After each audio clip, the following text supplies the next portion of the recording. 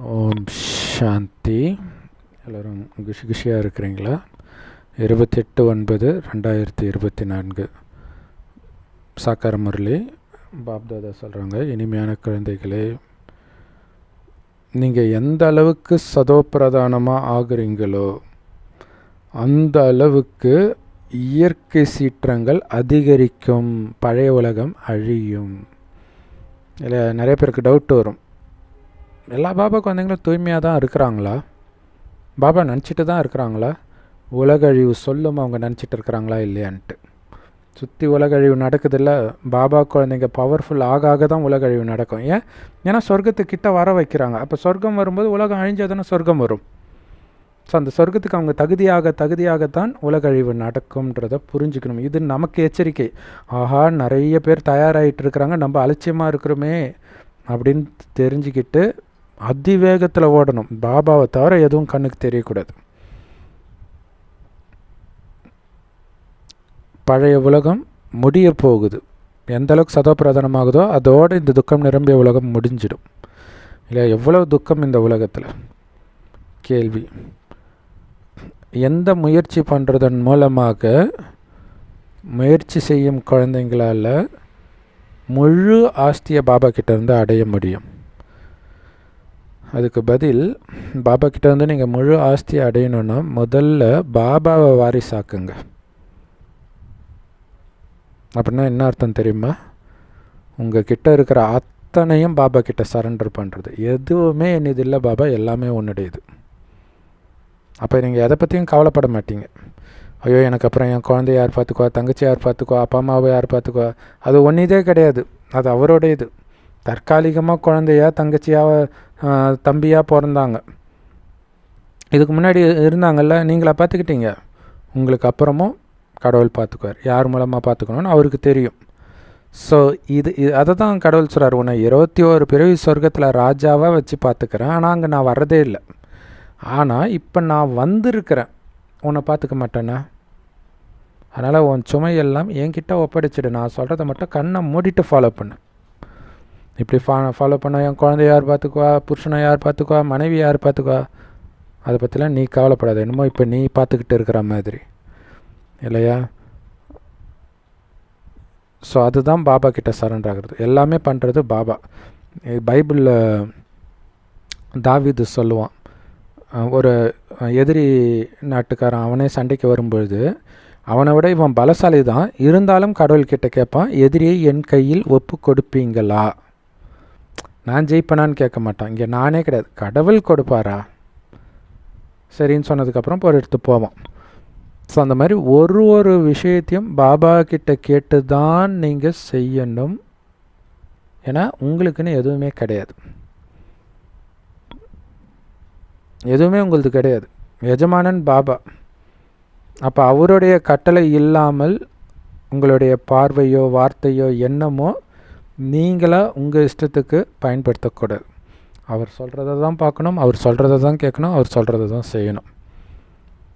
அதுதான் பாபா கிட்ட முழு அர்ப்பணமாகிறதுன்றது. பாபா குழந்தைங்களுக்குன்னா தனி அறிவு கிடையாது, தனி புத்தி கிடையாது. பாபாவுடைய புத்தி ஏதோ அதுதான் நம்ம புத்தி. ஸோ பாபாவை உங்களுடைய குழந்தையாக்கிடுங்க, அதான் வாரிசு. அப்போ தான் அவருடைய முழு ஆஸ்திக்கு அதிகாரியாக ஆவீங்க. அப்படின்னா என்ன அர்த்தம்? பாபாவை குழந்தையாக்குறதுனா என்ன அர்த்தம்? குழந்தைக்கு தான் அப்பா அம்மாவுடைய சொத்து, இல்லையா? ஸோ அப்போ உங்களுடைய இது அனைத்தும் பாபாவுக்குன்னு அர்த்தம். அதுதான் பாபாவை குழந்தையாக்குறது. அப்படி நீங்கள் ஆக்குனீங்கன்னா அவருடைய ஆஸ்திக்கு உங்களுக்கு முழு உரிமை கொடுப்பார். அதுதான் சொர்க்கம். இங்கே நம்மக்கிட்ட என்ன இருக்குது? முதல்ல எதுவுமே கிடையாது, இல்லை? ஒரு 2 மாதம் வேலைக்கு போகலன்னா முடிஞ்சு போச்சு, சாப்பாட்டுக்கே வழி கிடையாது. அந்த நிலமையில தான் பெரும்பான்மையானவர்கள் இருக்கிறோம். அப்படி இருக்கும்போது நம்மக்கிட்ட என்ன இருக்குது கொடுக்கறதுக்கு இவ்வளோ யோசிக்கிறீங்க? ஆனால் 21 பிறவிக்கு அவர் ஆஸ்தி கொடுக்க போகிறார். ஸோ அதுக்கு நீங்கள் பண்ண வேண்டியதெல்லாம் சம்பூர்ண தூய்மை ஆகணும். அப்போ நீங்கள் முழு ஆஸ்தியை அடைவீங்க. ஒருவேளை நீங்கள் முழு தூய்மை அடையலை அப்படின்னா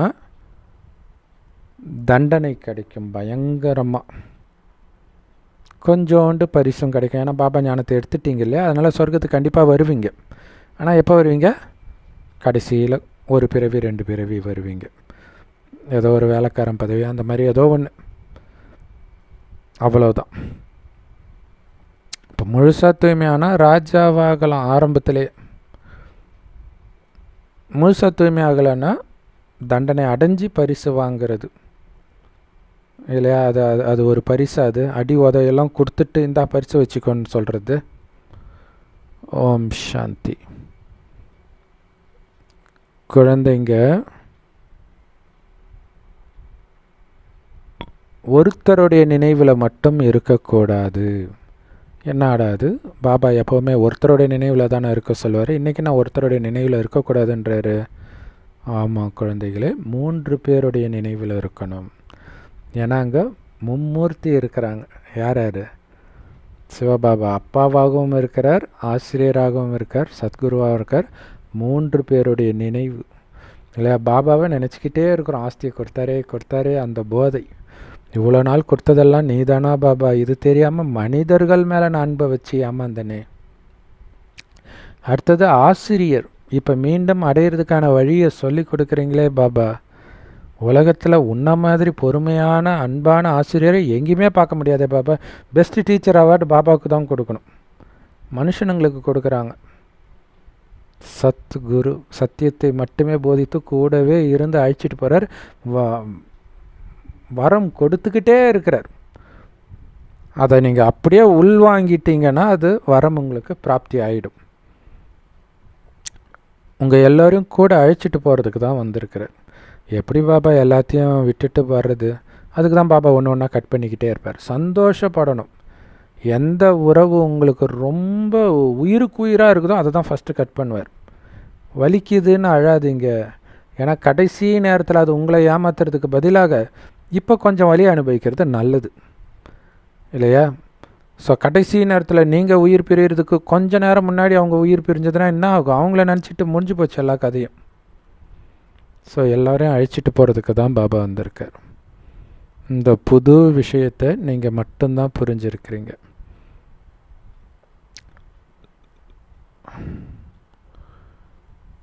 ஸோ மற்றவங்க எல்லோரும் பக்தியைத்தான் போதிக்கிறாங்க.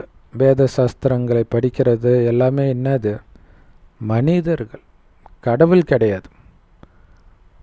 மனிதர்கள் தான் பக்தியை போதிக்கிறாங்க, வேத சாஸ்திரங்களை படிக்கிறாங்க. ஆனால் சிவபாபா மனிதன் கிடையாது. உங்களை அழைச்சிட்டு போக வந்திருக்கிறது மனிதன் கிடையாது. மனித உடலில் வந்திருக்கிறார். ஆனால் நிராகாரர். இங்கே உட்காந்து நிராகார ஆத்மாக்கள் கிட்ட பேசுகிறார். சொல்கிறாரு, நான் உடம்பு கிட்ட பேசலை, ஆத்மா கிட்ட பேசுகிறேன். கேட்குதா ஆத்மா? இல்லை ஆத்மான்றதே மறந்து உட்காந்துட்டு இருக்கிறியா? இப்போ அந்த ஒரு கோமா ஸ்டேஜ், அந்த இறக்குற நிலையில் போகும்போது தட்டுவாங்க, அடிப்பாங்க, ஏந்திரான்ட்டு. சிலர் ஏஞ்சிடுவாங்க. அந்த மாதிரி தான் பாபா எழுப்புறார். செத்து போன பணம் மாதிரி இருக்கிறீங்க. ஆத்மான்ற உணர்வே இல்லாமல் இருக்கிறீங்க. ஆத்மான்னு உணருங்க. ஆத்மா தான் உடம்பு மூலமாக கேட்குது. ஸோ அப்போ இந்த ஞானம் உங்கள் புத்தியில் இருக்கணும். முக்கியமான ஞானம். நான் ஆத்மா, உடம்பு கிடையாது. ஒரு புள்ளி பல உடம்பை எடுத்துச்சு இந்த புள்ளி. இந்த உடம்புல என்ன ஸ்பெஷலாக உங்களுக்கு அவ்வளோ அன்பு இல்லையா? எல்லா ஆத்மாவும் ஏதோ ஒரு உடம்புல இருக்க தான் போகுது எப்போவுமே. அப்போ உங்கள் கூட இருக்கிற ஒருத்தர் உடம்பை விட்டு போனால் நீங்கள் ஏன் கவலைப்படுறீங்க?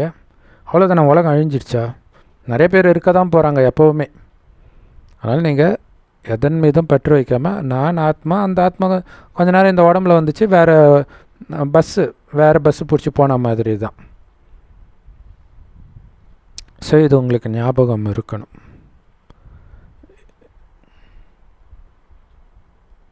எப்போவுமே இந்த ஞானம் உங்கள் புத்தியில் இருந்துக்கிட்டே இருக்கணும். நான் ஆத்மா அது மைண்டில் ஓடிக்கிட்டே இருக்கணும். இப்போ ஒரு கவலை, ஒரு பிரச்சனை வருதுன்னா என்ன ஆகும்? சாப்பிடும்போது அந்த ஞாபகம் இருக்கும், குளிக்கும்போது அந்த ஞாபகம் இருக்கும், எப்போ போனாலும் அந்த ஞாபகம் இருந்துக்கிட்டே இருக்கும். அந்த மாதிரி இந்த உடம்பை விட்டு நான் போக போகிறேன், இந்த உடம்பை விட்டு நான் போக போகிறேன், சொர்க்கத்துக்கு போயிட்டு இருக்கிறேன். இதை சிந்தனை பண்ண பண்ண அந்த சொர்க்கத்தின் காட்சிகளை மனக்கண்ணால் பார்க்க முயற்சி பண்ணணும். அங்கே என்னுடைய அம்மா எப்படி இருப்பாங்க, அப்பா எப்படி இருப்பாங்க, கணவன் எப்படி இருப்பார், மனைவி எப்படி இருப்பார். இவங்க எல்லாரும் பர்ஃபெக்டாக இப்போ இருக்க மாட்டாங்க. இல்லை, இப்போ இருக்கக்கூடிய கணவன், மனைவி, அப்பா, அம்மா, குழந்தை, இவங்கெல்லாம் பர்ஃபெக்டாக 100% யாருக்குமே இருக்கிறதுக்கு வாய்ப்பு கிடையாது, எந்த பலகீனமும் இல்லாமல். ஆனால் அங்கே இருப்பாங்க. ஸோ அதை நினைக்கணும். அழகாகவும் இருப்பாங்க, குணங்களில் அப்படியே சிகரமாக இருப்பாங்க. எப்படி கணவன் இருக்கணும்னு நினைக்கிறோமோ அப்படி இருப்பாங்க, எப்படி மனைவி இருக்கணும்னு நினைக்கிறோமோ அப்படியே இருப்பாங்க. ஸோ அவங்கள பார்த்தாலே அப்படியே எப்படி இருக்குன்னு சொல்ல முடியாது. அதை நினச்சி பாருங்கள். அதை அடைய போகுது, அந்த உடலை எடுக்க போகுதுன்ற அந்த சந்தோஷம் உங்களுக்கு நினச்சி பார்க்கத்தான் வரும். இல்லை, இங்கே கூட லௌகீகத்தில் கூட லவ் பண்ணுறாங்கல்ல, அவங்கள நினச்சி அந்த போதை இவங்களா ஏற்றிக்குவாங்க. மற்றபடி பக்கத்தில் இருக்கிற பையனுக்கு என்னடா அந்த பொண்ணுக்கிட்ட என்ன இருக்குதுன்னு இவன் இப்படி விழுந்து கிடக்கிறான், அந்த பையன்கிட்ட என்ன இருக்குதுன்ட்டு இந்த பொண்ணு இப்படி விழுந்து கிடக்கிறான்னுவாங்க. இவங்களா அந்த போதை ஏற்றிக்கிறது. இத்தனைக்கும் இங்கே இருக்கிறதுலாம் ராவணனும் சூர்பனகையும் தான். உண்மையிலே மகாலட்சுமி விஷ்ணு அங்கே இருக்கிறாங்க. ஸோ அதை நாம் சிந்தனை பண்ணிகிட்டு இருக்கணும். எவ்வளோ பரிசுத்தமாக இருப்பாங்க. அப்போ நான் எவ்வளோ பரிசுத்தமாக இருந்தால் தானே அங்கே போக முடியும், அந்த எச்சரிக்கை உணர்வு இருக்கும். ஸோ இது எல்லாமே ஆத்ம சிந்தனை தான், அதை புரிஞ்சுக்கணும் இல்லையா. ஆத்மா அங்கே போகுது, ஆத்மான்ற உணர்வில் இருந்ததுனால தான் அங்கே போகிறோம், ஆத்மான்ற உணர்வில் இருக்கிறதுனால தான் அவங்களுடைய குணம் நல்லா இருக்குது. இப்போ அந்த சொர்க்கத்தை கொடுக்குற எல்லையற்ற தந்தையின் நினைவில் உட்காந்துட்ருக்குறோம். உலகத்துக்கே அதிபதி ஆக்குறாரே, உடம்பே இல்லாத ஒருத்தர், எவ்வளோ பெரிய விஷயம் இல்லை. ஒரு ஊனமான ஒருத்தனை மிகப்பெரிய சிக்கல்லேருந்து காப்பாற்றினா அது எவ்வளோ பெரிய விஷயம். அப்போ ஒரு கை இல்லை, ஒரு கால் இல்லைனாலே ஊனம்னா கடவுளுக்கு எதுவுமே இல்லையே. ஆனால் அத்தனை பேரை காப்பாற்றுறாருன்னா, அத்தனை பேரை விட்டுருங்க, உங்களை நம்மளை மட்டும் எடுத்துக்கலாம். என்ன காப்பாற்றுறாருன்னா அது உங்களுக்கு ரத்த கண்ணீர் வடிக்க வேண்டாம். பாபாவை ஞானம் எடுக்கிறதுக்கு முன்னாடி நீங்கள் எவ்வளோ குப்பையில் இருந்தீங்கன்னு ஒரு செகண்ட் யோசிச்சு பாருங்கள். நம்ம அதை யோசிக்க மாட்டோம், அதான் பிரச்சனை. அப்போ எப்படி இருந்தோம், எவ்வளோ விகாரத்தில் விழுந்து கிடந்திருப்போம், எவ்வளோ கரிமீன் சாப்பிட்டு இருந்திருப்போம், எவ்வளோ வீண் விஷயங்கள் பேசி அரட்டடிச்சிருந்திருப்போம். அத்தனை குப்பையிலிருந்து பாபா தூக்குறார். இருந்தாலும் நாயை குளிப்பாட்டி நடு வீட்டில் வச்சாலும் மீண்டும் மீண்டும் சேர்த்துக்கு போகிற மாதிரி திரும்ப திரும்ப போயிட்டு இருந்திருப்போம். அதையும் மீறி பொறுமையாக மீண்டும் மீண்டும் இந்த ஞானத்தில் குளிப்பாட்டி நம்ம எவ்வளவு உயர்ந்தவராக மாற்றிருக்கிறார். இன்னும் போக வேண்டிய இடம் இன்னும் தூரமாக தான் இருக்குது. ஆனால் வந்த வழியை நீங்கள் பாருங்கள், எவ்வளோ தூரம் வந்திருக்கிறீங்க. இதை நினைத்து சந்தோஷப்பட்டு இலக்கை பாருங்கள். இவ்வளோ தூரம் வந்தவனுக்கு இலக்கை அடைய முடியாதா? கண்டிப்பாக போயிடுவேன். என்ன பண்ணணும்? பாபா நினைவில் இருக்கணும், அவ்வளோதானே. அதை விட ஈஸியாக உலகத்தில் எதுவுமே கிடையாது. அந்த எல்லையற்ற தந்தை சொல்கிறார், ஆன்மீக குழந்தைகளே, கொஞ்சம் நெஞ்சம் பாவமாக பண்ணியிருக்கிறீங்க 2500 வருஷம். இப்போ உங்களால் காமத்தை விட முடியல, கோபத்தை விட முடியலன்னா அது சொல்லும் 2500 வருஷம் எவ்வளோ இதில் விழுந்து கடந்தீங்கன்ட்டு. ஆனாலும் என்ன சொல்கிறார்? என்னை நினைவு பண்ண அது போயிடும், என் நினைவிலே மூழ்க அது போயிடும் இல்லையா. இறைவனை நினைக்கிறீங்க, திடீர்னு யாரோ ஞாபகம் வருது, அவங்களுக்கு ஃபோன் பண்ணணும்னு ஞாபகம் வருதா, புரிஞ்சுக்கோங்க, பாபா நினைவு கட் ஆகிறதுக்கு முயற்சி பண்ணுது சாத்தான். அந்த நேரம் தான் நீங்கள் அதிகமாக பாபாவை நினைவு பண்ணி அவங்களுக்கு ஃபோன் பண்ணணுன்றதே நீங்கள் மறக்கணும். ஏன்னா ஆத்மா பலகீனமாக இருக்கிறனால தான் நீங்கள் மனித துணையை தேடுது. அதை புரிஞ்சுக்கணும். என்னை நினைக்க உங்களுடைய பாவங்கள் அழிஞ்சிடும். இங்கே வேத சாஸ்திரங்களின் விஷயம்லாம் கிடையாது. பாபா ஒன்றும் வேத சாஸ்திரம் ராமாயணம் மகாபாரதம் எடுக்கலை. ராஜயோகத்தை கற்றுக் கொடுக்குறார். யார்? நம்ம அப்பா, பெரிய ஆசிரியர் அவர், உயர்ந்ததிலும் உயர்ந்தவர் அவர், உயர்ந்ததிலும் உயர்ந்த பதவியைத்தான் அடைய வைப்பார் இல்லையா. விட்டுருவார் நம்மளை, ராஜாவாய்க்கு அழகு பார்த்துட்டு தான் போவார். ஒரு லௌகீக அப்பா அம்மாவுக்கே தன் குழந்தைய உயர்த்தி பார்க்கணுன்னு ஆசை இருக்குதுன்னா பாபாவுக்கு இருக்குமா? இருக்காதா? ஆனாலும் நாம் நினைக்கிற மாதிரி நம்ம குழந்தை வளர்றது கிடையாது. அதோடைய நட்பு, அது முன் ஜென்மத்துடைய சமஸ்காரம், இதை பொறுத்து தான் வளருது. பாபாவும் அப்படி தான் விடுறார். ஆனால் நீங்கள் நினைத்தா மாதிரி உங்கள் குழந்தை வளர்ந்தால் எவ்வளோ சந்தோஷப்படுவீங்க. அந்த மாதிரி தானே பாபாவும் சந்தோஷப்படுவார், அவர் நினச்ச மாதிரி நீங்கள் வளர்ந்தா. இப்போ கடவுளையே சந்தோஷப்படுத்துகிற பாக்கியம் மாதிரி ஒரு பாக்கியம் இருக்குதா? பக்தர்கள் கடவுளை சந்தோஷப்படுத்துறதான்னு நினச்சிக்கிட்டு தானே நெருப்பில் நடக்கிறாங்க, காவடி தூக்குறாங்க, அடகு குத்தி தேரை இழுக்கிறாங்க. அதிலெல்லாம் கடவுள் சந்தோஷப்படுவாரா? அவருக்கு சமமாக ஆகிறதுல தான் சந்தோஷப்படுறார். அப்படி ஆக்கத்தான் வந்திருக்கிறார். எப்போ நீங்கள் உங்கள் முயற்சியின்படி சதோ பிரதானமாக ஆகுறீங்களோ அப்போ தான் யுத்தம் தொடங்கும். இப்போ நீங்கள் அலட்சியமாக விட்டீங்கன்னா யுத்தம் தொடங்கும் போது பயங்கரமான தண்டனை பாபா குழந்தைங்களுக்கு தான் கிடைக்கும். 100 மடங்கு தண்டனைன்றாருல்ல. ஸோ அதுக்குள்ளே பக்காவாகிடுங்க. எதுவுமே என் இது கிடையாதுடா, அப்படி இருங்க. இயேசு கிறிஸ்து சொல்லுவார், தோளில் இருக்கிற ட்ரெஸ்ஸை கேட்டால் இடுப்பில் இருக்கிற ட்ரெஸ்ஸையும் கழட்டி கொடுத்துடுங்க. அப்போ நீ என்ன பண்ணுவ? நான் இழக்கிறதுக்கு தயாராக இருக்கிறேன், நீ என்ன பண்ண முடியும் உன்னால்? இல்லையா? அப்போ உங்களுக்கு கோபமே வராது, முடிஞ்சு போச்சு. அதைத்தான் பாபா போதிக்கிறார். ஆத்மா பரமாத்மா, அவ்வளோதான்.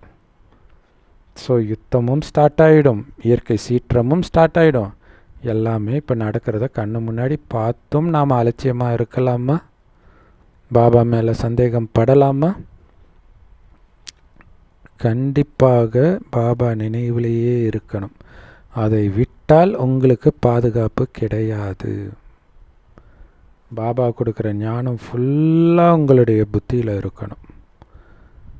ஒரே ஒருத்தர் தான் நம்ம அப்பா.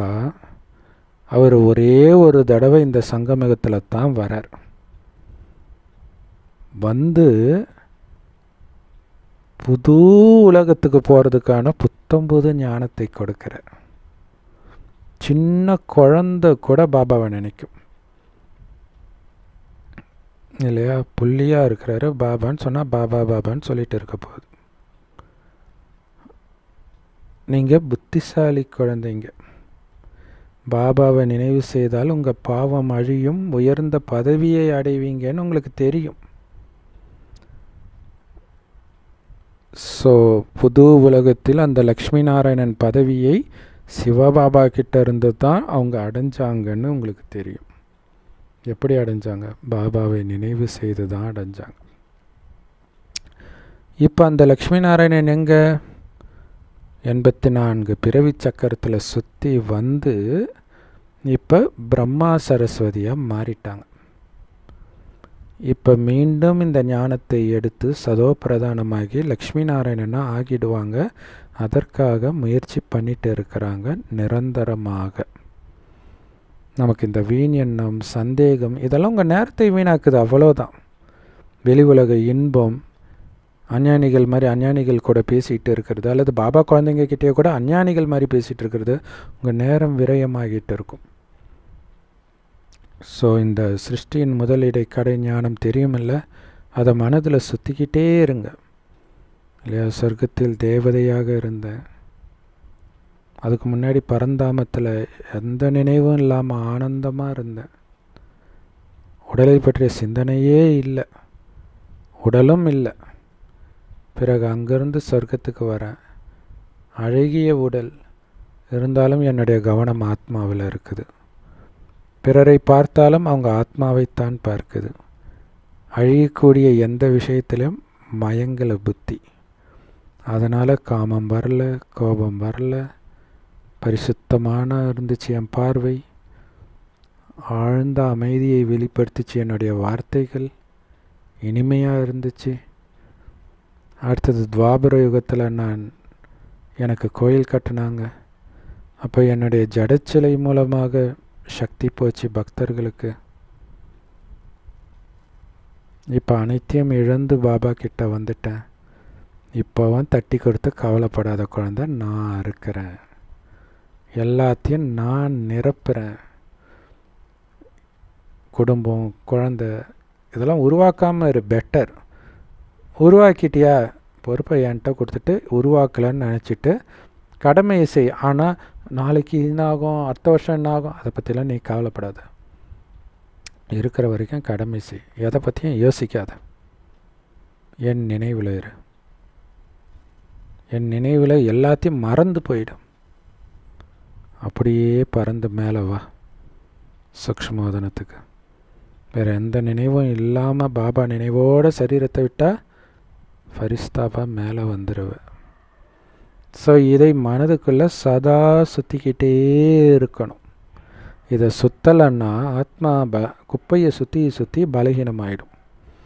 ஸோ இந்த மாதிரி பயிற்சி பண்ணாததுனால தான் பாபா குழந்தை ஆகியும் சந்தோஷம் அனுபவம் ஆகலை. அரை மணி நேரத்துக்கு ஒரு தடவை, 1 மணி நேரத்துக்கு ஒரு தடவை, ஒவ்வொரு வேலை சின்ன சின்ன வேலை சாப்பிட்றதுக்கு முன்னாடி, தண்ணி குடிக்கிறதுக்கு முன்னாடி, குளிக்கிறதுக்கு முன்னாடி, பாத்ரூம் போகிறதுக்கு முன்னாடி, ஒரு தடவையும் இதை ஒரு செகண்டு தான் அப்படியே பரந்தாமத்தில் அப்படியே ஹாயாக இருக்கிறேன். சொர்க்கத்தில் சிம்மாசனத்தில் உட்காந்துட்ருக்கிறேன். கோயிலில் ஜோதியாக இருந்து மற்ற ஆத்மாக்களை பார்த்து சக்தி நிரப்புகிறேன். இப்போ பாபா என்னை அழைச்சிட்டு போக வந்திருக்கிறார். அப்படியே பாபா கூட ஃபரிஸ்தா ஆகிட்டேன். முடிஞ்சு போச்சு. எவ்வளோ? 1 நிமிஷம் கூட ஆகிருக்காது. ஒரு நிமிஷம் அப்பப்போ செய்யுங்க. அப்போ ஆத்மா பலமாகவே இருக்கும். வீண் விஷயமே உங்கள் புத்தியில் வராது. வீண் எண்ணம் வராது. ஆத்மா பலகீனமாக இருந்தால் தான் வீண் எண்ணம் வரும். அதை புரிஞ்சுக்கணும். உங்களுக்குள்ளே வீண் எண்ணம் வரலைன்னா வெளி ஆத்மாக்கள் உங்ககிட்ட நெருங்க மாட்டாங்க. அவங்க வீண் விஷயத்தை எடுத்துகிட்டு வந்தாலும் உங்ககிட்ட வந்த உடனே அதை மறந்துடுவாங்க. ஏன்னா உங்களுடைய அந்த தூய்மையான எண்ணத்தின் வைப்ரேஷன் அவங்கள மாற்றும்.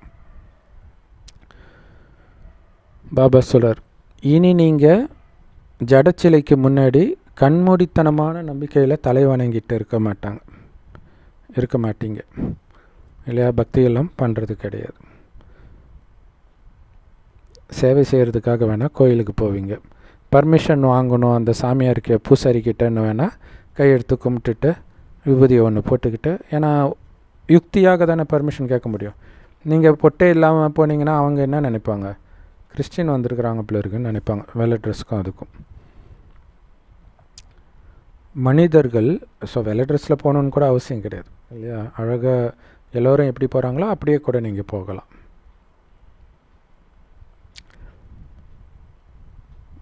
ஆனால் மனிதர்கள் தேவதைகள் முன்னாடி போய் தலை வணங்கும் பொழுதே நான் அழுக்காக இருக்கிறேன்னு நிரூபிக்கிறாங்க இல்லையா?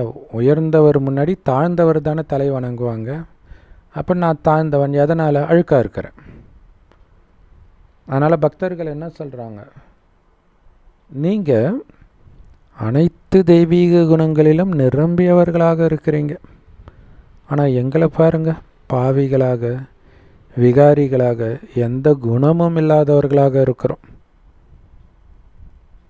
ஆனால் அந்த தேவதைகளுடைய மகிமை பாடினீங்க இல்லையா? அதுவாகவே இப்போ மாறிட்டு இருக்கிறீங்க. ஸோ பாபா கிட்ட கேட்குறீங்க, பாபா இந்த வேத சாஸ்திரங்கள்லாம் எப்போத்துலேருந்து படிக்க ஆரம்பித்தாங்க? பாபா சொல்கிறார், எப்போ ராவண ராஜ்யம் தொடங்கிச்சோ அப்போத்துலேருந்து.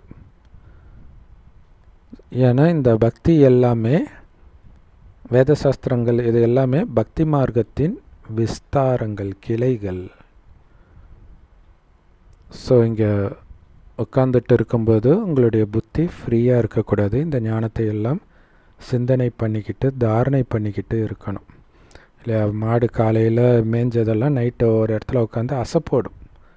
அந்த மாதிரி இந்த ஞானத்தை எல்லாம் தனியாக, அதாவது மைண்டுக்கு வேலை இல்லாத நேரம், இப்போ ஸ்தூலமாக பாத்திரம் கழுவுறீங்க, வீட்டை பெருக்கிறீங்க, நடந்து போகிறீங்க, அதுக்கு மைண்டுக்கு வேலை கிடையாதுல்ல. அப்போ இதை பற்றி சிந்தனை பண்ணிக்கிட்டே இருக்கணும். ஸோ அப்போ தான் இந்த சமஸ்காரத்தை நீங்கள் எடுத்துகிட்டு போவீங்க. பக்தியின் சமஸ்காரத்தை நீங்கள் எடுத்துகிட்டு போகிறது கிடையாது இல்லையா? இப்போ இந்த ஞானத்தை சிந்தனை பண்ணும் பொழுது, ஆத்மானு பரமாத்மாவை நினைவு செய்யும் பொழுது, சொர்க்கத்தில் பரமாத்மா ஞாபகம் வராட்டினா கூட ஆத்மான்றது ஞாபகம் வந்துடும். ஏன்னா பாபா தான் தன்னை மறைச்சிக்கிறாரு, அங்கே வர்றது கிடையாது இல்லையா? ஸோ பக்தி மார்க்கத்தின் சமஸ்காரம் உள்ளவர்கள் பழைய உலகத்தில் தான் பிறப்பாங்க இல்லையா? பக்தி செய்கிற சமஸ்காரம் இருந்தாலே பழைய உலகத்தில் தான் பிறப்பாங்கன்னா, காமம், கோபம், பற்று, பேராசை, அகங்காரம் உள்ளவங்க எப்படி சொர்க்கத்துக்கு வர முடியும்? ஸோ அதுவுமே பக்தி மார்க்கத்தின் பழக்கம்தான், காமம், கோபமெல்லாம். ஸோ அதில் இருந்தாலும் விலகி இருக்கணும். ஸோ அதனால் அதிலிருந்து விலகி இருக்கிறதும் முக்கியம். இந்த ஞானத்தை சுற்றிக்கிட்டே இருக்கணும் புத்தியில். இதுதான் ஸ்வதர்ஷன சக்கரம். ரொம்ப முக்கியமான விஷயம் இது. ஸோ இந்த ஞானத்தை சிந்தனை பண்ணுறதன் கூடவே இன்னொரு விஷயமும் நீங்கள் ஞாபகம் வச்சுக்கணும். சிவபாபாவுடைய குழந்தண்ணா அப்படிங்கிறது ஞாபகம் இருக்கணும் இல்லையா? பாபாவை நினைவு பண்ணிக்கிட்டே இருக்கணும். பாபாவை நினைவு பண்ணும்போது உங்களுக்கு தெரியும், என்னோடய அப்பாவை நான் நினைக்கிறேன் அப்படின்ட்டு. ஸோ அப்பாவை நினைத்தீங்கன்னா தான் உங்களுடைய பாவம் அழியும். ஆனால் அதுக்கு முன்னாடி நீங்கள் ஆத்மான்னு நினைக்கணும். அது ரொம்ப முக்கியமானது இல்லை? அந்த சக்கரத்தையும் எது சுற்றி வருது? ஆத்மா சுற்றி வருது, உடம்பை சுற்றி வருது இல்லை? ஒரு உடம்பாக விட்டுட்டு ஆத்மா துளி குச்சி வெவ்வேறு உடம்பாக எடுத்துகிட்டு வருது. ஸோ அப்பாவை நினைத்தால் தான் பாவம் அழியும். பாபா அப்பாவாக மட்டும் இல்லை, ஆசிரியராகவும் இருக்கிறார். அதனால் பாபாவை நினைக்கும்போது இந்த படிப்பும் நம்ம புத்தியில் வரும்.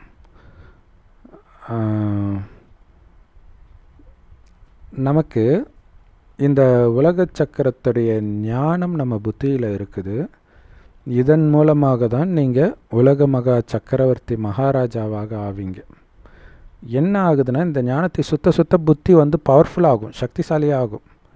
வெளி உலகத்து விஷயத்தை சுத்த பலகீனமாகும். அதிலும் குறிப்பாக விகார விஷயங்கள், இந்த காமம்லாம் அப்படியே ரொம்ப அப்படியே மயக்க நிலைக்கு அழைச்சிட்டு போயிடும். அதனால தான் நல்லா படிக்கிற பையன் லவ் பண்ண உடனே பார்த்திங்கன்னா ஃபெயில் ஆகும். ஸோ அப்போ அதோடைய பவர் எப்படி இருக்குது பாருங்கள். ஸோ இந்த லவ்வுக்காக அப்பா அம்மாவை தூக்கி எறிகிறது. அடுத்தது திருமணம் ஆன பிறகு இன்னொரு பொண்ணு மேலே மயக்கம் வந்துச்சுன்னா பொண்டாட்டியை கொலை கூட பண்ணுறதுக்கு தயங்கிறது கிடையாது, புருஷனை கொலை பண்ணுறது கூட தயங்கிறது கிடையாது. ஸோ இதுதான் இந்த காமத்தின் மயக்கம். ஸோ அது பலகீனமாக்குது. அதுக்கு பழக்கப்பட்டு இருக்குது நம்ம மனசு 2500 வருஷம். அப்போ அதிலிருந்து விடுபடுறதுக்கு தான் கேப்பு விடாமல் இந்த ஞானத்தை சுற்றிக்கிட்டே இருக்கணும். சுத்த ஆத்மா பவர்ஃபுல் ஆகிட்டே இருக்கும் இல்லை? ஹெலிகாப்டர் அந்த ரெக்கை சுத்த மேலே போகிற மாதிரி இதை சுத்த உங்களுடைய ஆத்மாவுடைய நிலை உயர்ந்துக்கிட்டே இருக்கும். ஸோ இந்த படிப்பு உள்ளே போயிட்டே இருக்கணும். இதன் மூலமாக தான் உலக மகாராஜாவாக ஆகிறீங்க. நினைவு யாத்திரை இப்படித்தான் நடந்துக்கிட்டே இருக்குது. ஓம் சாந்தி. ஞானம் மற்றும் பக்தி. பாபாவை ஞான கடல்னு சொல்கிறோம். அவருக்கு பக்தியை பற்றியும் தெரியும். எப்போ அது ஆரம்பிச்சுது, எப்போ முடியும், எல்லாம் அவருக்குத்தான் தெரியும். மனிதர்களுக்கு தெரியாது. அவங்களுக்கு ஒன்றுமே புரியல. எப்படிடா இந்த பைபிள் வந்தது, எப்படி குரான் வந்தது, ராமாயணம் வந்தது, எப்படி ஒரு மனிதனால் இவ்வளோலாம் எழுத முடியும்? அவன் மண்டையை பிச்சுக்கிறான். ஸோ இதெல்லாம் 2500 வருடமாக தான் வந்துருக்குது. அப்போ புத்தி கொஞ்சம் நல்லா இருந்துச்சு, அதனால் அந்த மாதிரி எழுதிட்டான். அதுவும் ஆரம்பத்திலே வந்தது நல்லாயிருக்கும், போக போக இருக்கிறது வந்து அந்தளவுக்கு நல்லா இருக்காது. சினிமா பார்க்குறோம்ல, பிளாக் அண்ட் ஒயிட், அந்த படத்துடைய குவாலிட்டி, படத்துடைய தரமும் இப்போ இருக்கிற தரத்தையும் பார்த்திங்கன்னா உங்களுக்கு தெரியும். இப்போ இருக்கிறதுல ஒன்றும் எந்த கதையும் இருக்காது. டம் வெறும் ஃபைட்டு தான் ஃபுல்லாகவே. ராமாயணத்தை ஆதிபுருஷனை படம் எடுக்கிறாங்க, அதையே ஒரு ஆக்ஷன் மூவியாக தான் எடுத்துருக்குறாங்க. ஸோ அப்படி ஆகுது. அப்போ மனுஷனுடைய புத்தி கீழான நிலையை அடையிறத நம்ம இந்த ஜென்ரேஷன்லேயே நம்மளால் பார்க்க முடியுது, இந்த 2 ஜென்ரேஷன்லேயே. ஸோ இதெல்லாம் பாபா தான் வந்து நமக்கு புரிய வைக்கிறார். தங்க யுகத்தில் தேவதைகளாகிய நீங்கள் தான் உலகத்துக்கே எஜமானர்களாக இருப்பீங்க.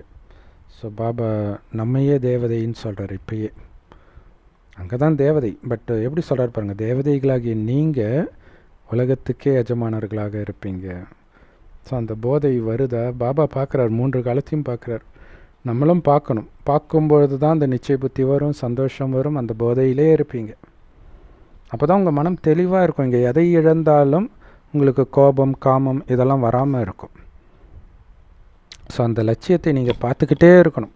லக்ஷ்மி நாராயணன் பதவி, விஜய் படத்தில் வர மாதிரி கப்பு பத்திரம் பிகிலு, அந்த மாதிரி லக்ஷ்மி நாராயணன் பதவி பத்திரம் அப்படிங்கிறது மைண்டில் எச்சரிக்கை இருந்துக்கிட்டே இருக்கணும். அங்கே பக்தியின் பேரடையாளமே இருக்காது. சொர்க்கத்தில் ஒரு கோயில் கூட இருக்காது. எப்படி? அப்போ கண்டிப்பாக எல்லாமே இடிஞ்சிடும் இல்லையா? ஸோ அப்போ அது இடியறதுக்கு வந்து இயற்கை சீற்றமும் காரணமாக இருக்கலாம், மனிதர் மத கலவரமும் காரணமாக இருக்கலாம்.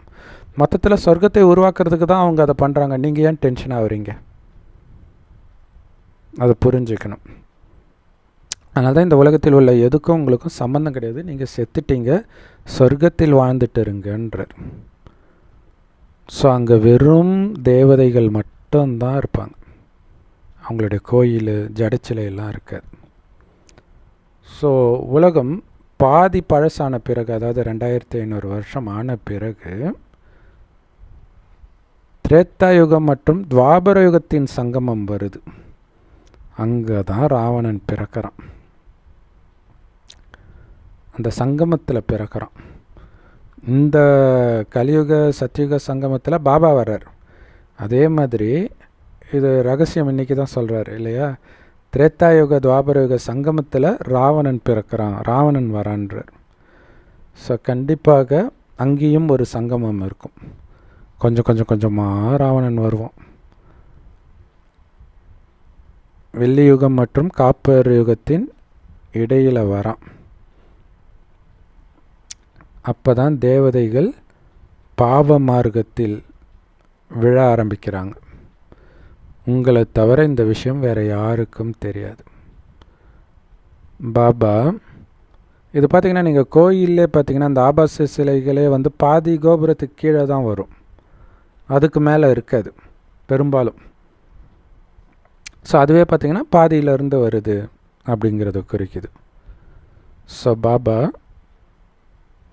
இரும்பு யுகம் மற்றும் தங்க யுகத்தின் சங்கமத்தில் வரார். ராவணனோ வெள்ளி யுகம் மற்றும் காப்பர் யுகத்தின் சங்கமத்தில் வரான். அந்த சங்கமத்தினால யாருக்கும் நன்மை கிடையாது. அதனால் அதை நன்மை செய்யக்கூடிய சங்கம யுகம்னு சொல்ல மாட்டோம். அது தீமை செய்யக்கூடிய சங்கமம். அதாவது 7:30 ஸ்டார்ட் ஆகிடுச்சின்னுவாங்களே, அது ஸ்டார்ட் ஆகிடுச்சு. அது உண்மையில் அமங்கலம் அந்த சங்கமம். ஸோ பாபாவைத்தான் விஸ்வ கல்யாண்காரி, நன்மை செய்யக்கூடியவர்னு சொல்ல முடியும். ஸோ தீமை செய்யக்கூடிய யுகம் துவாபர யுகத்திலேருந்து ஸ்டார்ட் ஆகுது. அங்கேருந்து பாவம் செய்ய ஆரம்பிக்கிறோம். பாபா உயிரோட்டமான விதையாக இருக்கிறார். முழு மரத்துடைய ஞானம் அவர்கிட்ட இருக்குது.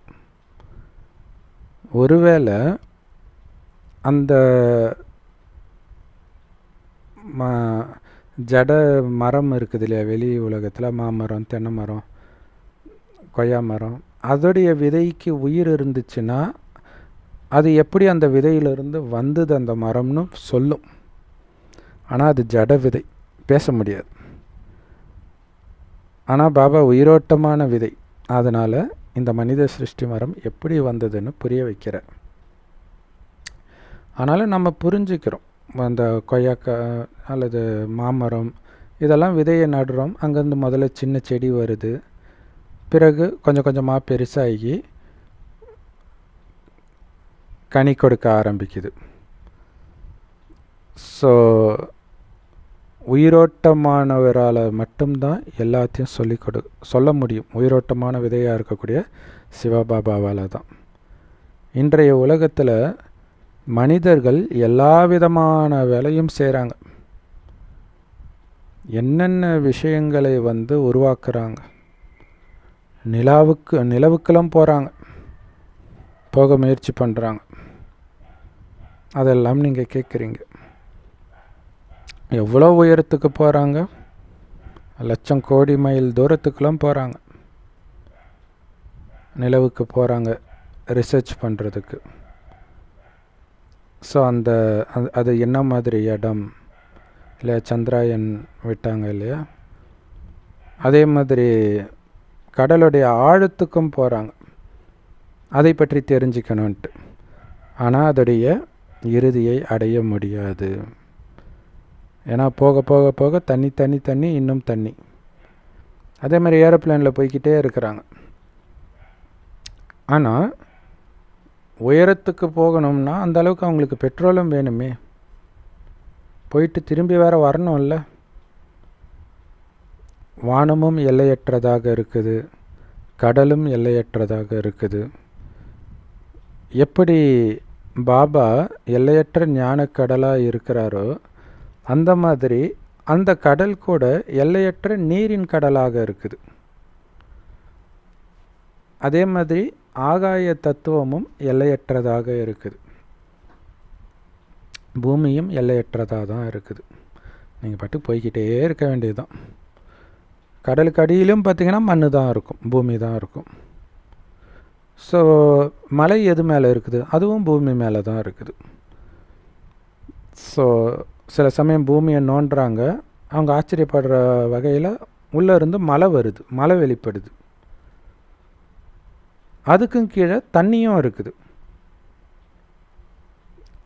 கடலும் பூமி மேலே தான் இருக்குது இல்லையா? கடல் பூமி மேலே இருக்குது. இது இல்லாமல் மண்ணுக்குள்ளே வேறு கடல் இருக்குதுன்றாங்க இல்லையா? அந்த நீரூற்று அது வழியாக தானே அந்த கிணறுல தண்ணி வர்றது, நம்ம போர் போட்டு தண்ணி எடுக்கிறது, இதெல்லாம் ஆச்சரியமாகவும் இருக்குது.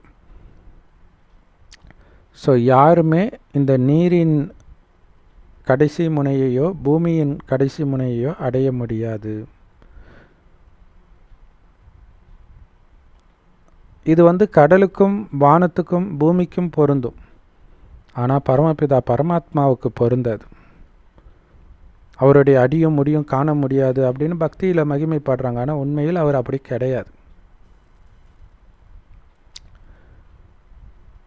உண்மையிலே எங்கும் நிரம்பி இருக்கிறது மாயா தான், பாபா கிடையாது, கடவுள் கிடையாது. ஸோ கடவுள் எங்கும் நிறைந்தவராக இருக்க முடியாதுன்னு நமக்கு தெரியும். ஆனால் ஆகாயத்தை நீங்கள் அப்படி சொல்லலாம்.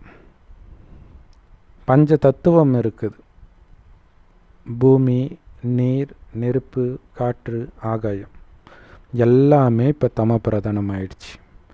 பிறகு பாபா அனைத்தையும் சதோ பிரதானமாக ஆக்கிறார். நமக்கு இந்த ஞானத்தை கொடுத்து நாம் சதோ பிரதானமாக ஆகிறதுனால பஞ்ச தத்துவமும் சதோ பிரதானமாக ஆயிடுது. ஆத்மாக்கள் ரொம்ப ரொம்ப சின்னதாக இருக்குது, 84 பிறவிகள் எடுக்குது. குட்டி கொண்டு புள்ளி 84 பிறவி எடுக்குது. இந்த சக்கரம் சுற்றிக்கிட்டே இருக்குது, நான் ஸ்டாப்பாக சுற்றுது இந்த காலச்சக்கரம். இது ஒரு முதலும் முடிவும் இல்லாத அனாதியான நாடகம், தொடர்ந்து சுற்றிக்கிட்டே இருக்குது. ஸோ எப்போ ஆரம்பிச்சது அப்படின்னு உங்களால் சொல்ல முடிந்தால் அப்போ கண்டிப்பாக அதுக்கு ஒரு முடிவும் இருக்கும். ஆனால் இதுக்கு தொடக்கமும் இல்லை, முடிவும் இல்லை, அனாதியாக சுற்றிக்கிட்டு இருக்குது. எப்படி புது உலகம் தொடங்குது, பிறகு எப்படி பழசாகுது அப்படிங்கிறத மட்டும் நீங்கள் புரிய வைக்கணும் இல்லையா? புதிய உலகத்துக்கு முன்னாடி அது என்னவாக இருந்துச்சு, பழசாக இருந்துச்சு. ஸோ அது எப்படி புதுசாகுது, அந்த புதுசு எப்படி பழசாகுது, இதை புரிய வைக்கணும்.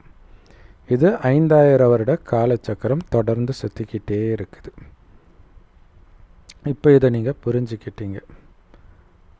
ஆனால் அந்த மனிதர்கள் எழுதுனது எல்லாம் பொய் தான் இல்லையா? கடவுள் இப்படி படைத்தார், ஒன்றுமில்லாத இடத்துலேருந்து ஆகுகன்னொடனே பூமி வந்துடுச்சு, ஆகுகன்னொடனே ஆகாயம் வந்துடுச்சு, தண்ணி வந்துடுச்சு, கடலையும் எதையும் பிரித்தார், அப்படி இப்படின்னு எழுதி வச்சுருக்கிறாங்க எல்லா மதத்துலேயும்.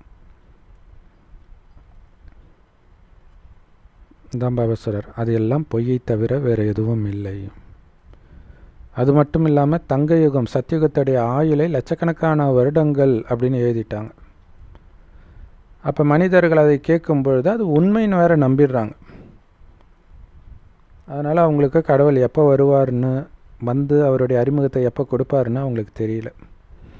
எப்போ வருவார்னு தெரியாது, வர்றதே அறிமுகத்தை கொடுக்கதான்றதும் தெரியாது. ஸோ இதெல்லாம் தெரியாத காரணத்தினால நீங்கள் புரிய வைக்காத வரைக்கும் அவங்க இன்னும் கலியுகம் 40,000 வருஷம் இருக்குதுன்னு தான் சொல்லிக்கிட்டே இருப்பாங்க. ஸோ அவங்களுக்கு புரிய வைக்க வேண்டியது உங்களுடைய கடமை. ஸோ அவர்களுக்கு புரிய வைக்கிறதுக்கு கருவிகளாக நீங்கள் இருக்கிறீங்க. ஒவ்வொரு கல்பத்தின் ஆயுள் வெறும் 5000 வருடம் தானே தவிர லட்சக்கணக்கான வருடம் கிடையாதுன்னு புரிய வைங்க. பக்தி மார்க்கத்தின் நிறைய கிளைகள் இருக்குது. ஒவ்வொருத்தர் ஒவ்வொரு மாதிரி சொல்லுவாங்க. மனிதர்கள் கையில் காசு வந்துடுச்சுன்னா அவ்வளோ செலவு பண்ணுவாங்க. நம்ம பார்க்குறோம் இல்லையா, அம்பானி 1000 கோடி செலவு பண்ணி தன் மகனுக்கு கல்யாணம் பண்ணுறார் இல்லையா. 1000 கோடியெல்லாம் ஒரு மனுஷன் வாழ்நாளில் சம்பாதிக்கிறதே கஷ்டம். பெரும்பான்மையானவர்கள் அவங்க வெறும் கல்யாணத்துக்கே அவ்வளோ செலவு பண்ணுறாங்க. அதான் சொல்கிறார், காசு இருந்தால் அதிகமாக செலவு பண்ணுவாங்க. அந்த பழக்கம் ஏழையாக இருந்தால் கூட அதிகம் செலவு பண்ணுறது நிறைய பேர்கிட்ட இருக்குது. அதுதான் ரொம்ப கொடுமை. பாபா சொல்கிறாரு, நான் உங்களுக்கு நிறைய செல்வத்தை கொடுத்துட்டு போகிறேன். ஏன்னா எல்லையற்ற தந்தை கண்டிப்பாக உங்களுக்கு எல்லையற்ற ஆஸ்தியைத்தானே கொடுப்பாரு. அதன் மூலமாகத்தான் நீங்கள் எல்லையற்ற சந்தோஷத்தை அனுபவம் செய்கிறீங்க. உங்களுடைய ஆயுளும் அங்கே ரொம்ப நீண்டதாக இருக்கும் இல்லை, 150 வருடம் இருக்கும். அது இல்லாமல் அங்கே நோய் வராது. தூங்கிக்கிட்டே நேரத்தை வீணாக்க மாட்டீங்க, கொஞ்சமாக தான் தூங்குவீங்க. அப்போ தான் வாழ்க்கையை அனுபவிக்க முடியும் சொர்க்கத்தை. ஸோ அதுவும் ஒரு காரணம் பாபா அதிகாலையில் ஏந்திரிக்க சொல்கிறதுக்கு. பாபா குழந்தைங்களுக்கு சொல்கிறாரு, என்னுடைய பிரியமான குழந்தைகளே, நீண்ட ஆயுள் கொண்டவராக மாறுங்கள். உங்களுக்கு அங்கே 150 வருடம் ஆயுள். மரணமே ஒருபொழுதும் உங்களுக்கு வராது இல்லையா. இடையில் திடீர் மரணம் கிடையாது. 150 வருடம் கழித்து ஆத்ம உணர்வில் இருக்கனால ஜாலியாக போய் இன்னொரு உடம்பை எடுப்பீங்க. பாபா உங்களுக்கு வரம் கொடுக்கிறார். உங்களுடைய வாழ்க்கையை ரொம்ப நீண்டதாக ஆக்குறார் வரம் கொடுத்து, வரமும் ஞானமும் கொடுத்து. நீங்கள் அமரர்களாக இருப்பீங்க. அமரர்னா என்ன? மரணமற்றவர்கள். அங்கே திடீர் மரணமே இருக்காது. ரொம்ப சந்தோஷமாக இருப்பீங்க. அதனால தான் அது பேர் சுகதாமம். எப்பொழுதும் சுகமாக இருக்கிறதுனால அது பேர் சுகதாமம். அங்கே நல்லா இருக்கிறீங்களான்னு கேட்க வேண்டிய அவசியமே கிடையாது. எப்போவுமே நல்லா தான் இருப்பாங்க. பாபா குழந்தைங்களே அப்படி கேட்கக்கூடாதுன்னு பாபா சொல்லுவார். பாபா கிடைச்ச பிறகு உங்களுக்கு என்ன கவலைன்னு சொல்லுங்கன்றார். என்ன பாபா இவ்வளோ டெஸ்ட் பேப்பர் வருது, எப்படி பாபா சொல்கிறது? அப்போ நீ சங்கமயுகத்தில் இருக்கிறத மறந்துட்ட. ஒவ்வொரு விஷயத்துலேயும் நன்மை இருக்குதுன்றத மறந்துட்ட. பாபா சொல்லியிருக்காருல, நாடகத்தில் ஒரு அடியும் நிறைய நன்மை இருக்குது. அதுலேயும் நீங்கள் பண்ண வேண்டியதெல்லாம் பாபா நினைவு. அப்படி டெஸ்ட் பேப்பர் வரும்போதும் பாபா நினைவு இருக்கும்பொழுது தான் ஆத்மா அவ்வளோ பலசாலியாக இருக்கும். அந்த பலத்தின் காரணமாக தான் உங்கள் ஆயுள் அதிகரிக்குது. அதை புரிஞ்சுக்கணும். அங்கே உங்களுக்கு ஆயுளும் அதிகமாக இருக்கும், நீண்டதாக இருக்கும், அளவற்ற செல்வமும் இருக்கும். காசு இல்லாமல் ரொம்ப நாள் வாழ்ந்து என்ன பிரயோஜனம்? அளவற்ற செல்வமும் இருக்கும். திரும்புகிற பக்கமெல்லாம் ஆனந்தமே ஆனந்தம். ஸோ இன்றைக்கி சாப்பாட்டுக்கு வழி இல்லாத ஏழை நிலையில் இருந்து இந்த உலகத்துக்கே மகாராஜாவாக ஆகிறீங்க. இது எவ்வளோ பெரிய ஆச்சரியம். இது உங்களுடைய புத்தியில் இருக்கணும். அந்த போதையை நினைக்கும் பொழுது இங்கே இருக்கிற கஷ்டமெல்லாம் ஒரு கஷ்டமாகவே உங்களுக்கு தெரியாது. உங்களுடைய குடும்பம் சத்தியுகத்தில் தான் இருக்குது, இங்கே கிடையாது. அதை புரிஞ்சுக்கோங்க. ஐயோ என் குடும்பத்தில் இப்படி இருக்கு, அப்படி இருக்குது, ஏன் இப்படி இருக்குது? இது உங்கள் குடும்பமே கிடையாது.